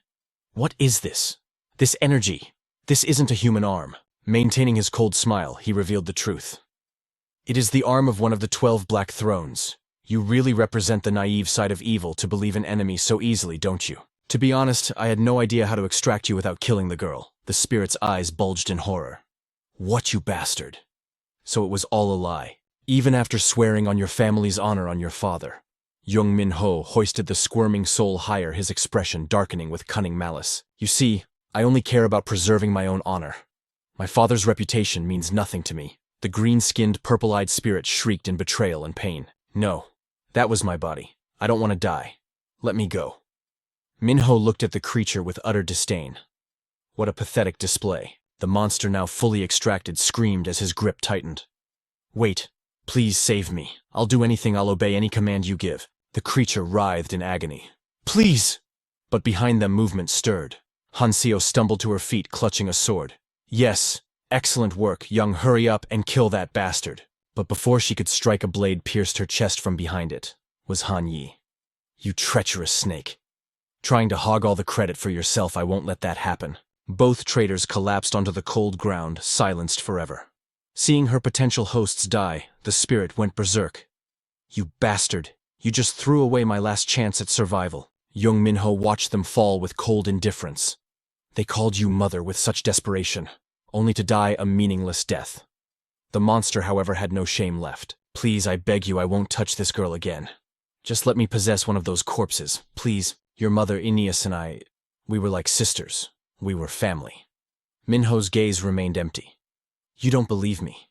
It's the truth. Ask Aeneas yourself. She called me big sister and always treated me with respect. Stit couldn't listen to the filth any longer. Your own children just died for you, and to the very end you only care about yourself. Are you really a mother? The monster shrieked back. I can always breed more of those trash. Ravis, listen to me, slash. Jung Min-ho severed the spirit's head without hesitation. Your title as a former member of the 12 Black Thrones holds no value here. The spirit howled in agony as it began to dissipate. Ravis Vindica. To think I would be humiliated like this. By you. Her voice dripped with hatred. To fall by the hand of Aeneas's brat. Curse you, Aeneas, I refuse to accept this, I will kill you. Minho stomped down, crushing the remaining essence. The blood art surged backward, absorbing into his eyes. The battle was over. Stit approached, relieved. I knew you could do it. Master Ravis. Jung Min-ho looked at his hand pulsating with the consumed energy. She was definitely a former seat of the 12. The power brimming inside me is incredible. He paused, covering his nose with a cloth. But it reeks of filth and desperation. What a waste of time. Stit looked over at the 2 dead bodies nearby. Master Ravis, those twins. If their mother hadn't invaded the human realm? Her voice trailed off, filled with pity for their fate. Do you think they could have lived happy lives with their real mother? Jung Min-ho pondered for a moment. We will never know the answer to that. He gazed down at his unconscious sister, Jung Min-ha. Even without demons, children often perish because of their parents' greed. That is the harsh reality of this world. From the shadows near the door, a silhouette watched him. A face identical to Han Yi, eyes burning with twisted admiration. All right, time to vanish. He turned to leave, but it was too late. I've already sensed you, his voice boomed. In the shadows, she froze, terror gripping her heart. He watched her clumsy attempt to flee and sighed. I know you're there. Come out. Shame burned through her veins like fire. Please, just pretend I don't exist. But he stood there, an unmoving mountain of indifference. The name Veltia made his heart skip a beat. Veltia, the legendary weaponsmith, a direct descendant of the demon realm's most ancient clan. Disbelief washed over him as he stared. The youngest daughter of the Imtano bloodline, the genius blacksmith born only once every 3,000 years. Is this girl? His gaze sharpened into a blade.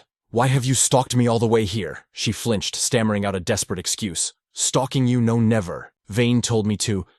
He said I was a gift for you. Sir, surprise delivered, I'm leaving now. She turned to Fleatail tucked between her legs. He watched her retreat, utterly bewildered. Of all the noble ladies, she was the most arrogant.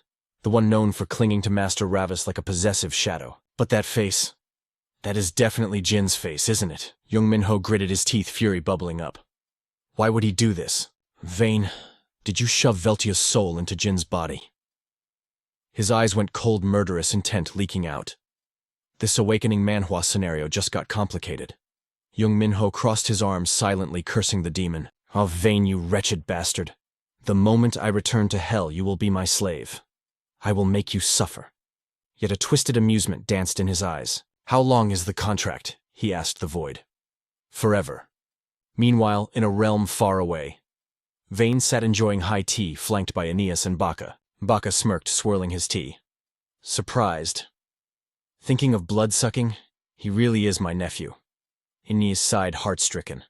How cruel. And then what did Ravis do next? He spoke with twisted admiration.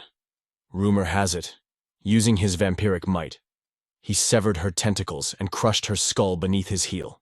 Bacca laughed, a sound like grinding bones. Oh my, it's too gruesome to recount. Poor little sister of mine. His face hardened instantly. Aeneas, if you're going to love, do it properly. Don't just pay lip service, she nodded. True. I like that advice. But leave Ravis out of your games. Her eyes flashed with dangerous light. You handled that girl well enough. But I haven't known a day of peace since my son went to the human realm. Bacca deflected, pointing at her cup. Isn't that tea from the prestigious George family? I've been drinking this for ages. She cut through his distraction tactics effortlessly. That and this are 2 different battles. Realizing he couldn't hide, he shrugged. Just kidding. Ravis has finally awakened his true potential. Stop worrying. Just relax and drink your tea. But a mother's intuition is sharp as a blade. You 2 are scheming, aren't you? Her eyes narrowed. What is the plan? His expression faltered. Even the great demon king doesn't know. Wait, Gamude Vindica didn't tell you. Vane planted the bloodstone inside Ravis. She froze, the horror of the situation hitting her. Don't tell me. She shot up from her chair, her aura flaring wildly. You are using Ravis as bait to catch Morgasa. He raised his hands, grinning like a maniac. Bingo! Aeneas snapped. She grabbed Bacca by the throat, rage exploding. I will end you right now. Terror filled his eyes. Wait. Ravis wanted this. I couldn't deny my nephew's wish. He wants to hunt him too. As they brawled, she literally bit down on his head. You idiot. You should have died 1,000 years ago. Bacca screamed. It hurts. Mercy. Vane watched bored. These siblings, always trying to kill each other since their past lives. He set his tea down, eyes darkening. Morgasa, the ruler of death. The god who returns all existence to the void. When the winds of death blow, heaven, hell, and earth will rot away. His gaze turned calculating and cold. A beast that devours humanity to rebuild hell. Wherever you are, wait for him. Ravis is on his way. Back in the human world, Jung Min-ho tended to his unconscious sister. Jung Min-ho. The debt of flesh is paid. His mother rushed in panic in her eyes. She was training. Why is she unconscious? Behind her, Jung Tae-seok and his lackeys entered. Sir. Min-ho, what happened? He lied smoothly. An accident in the training room.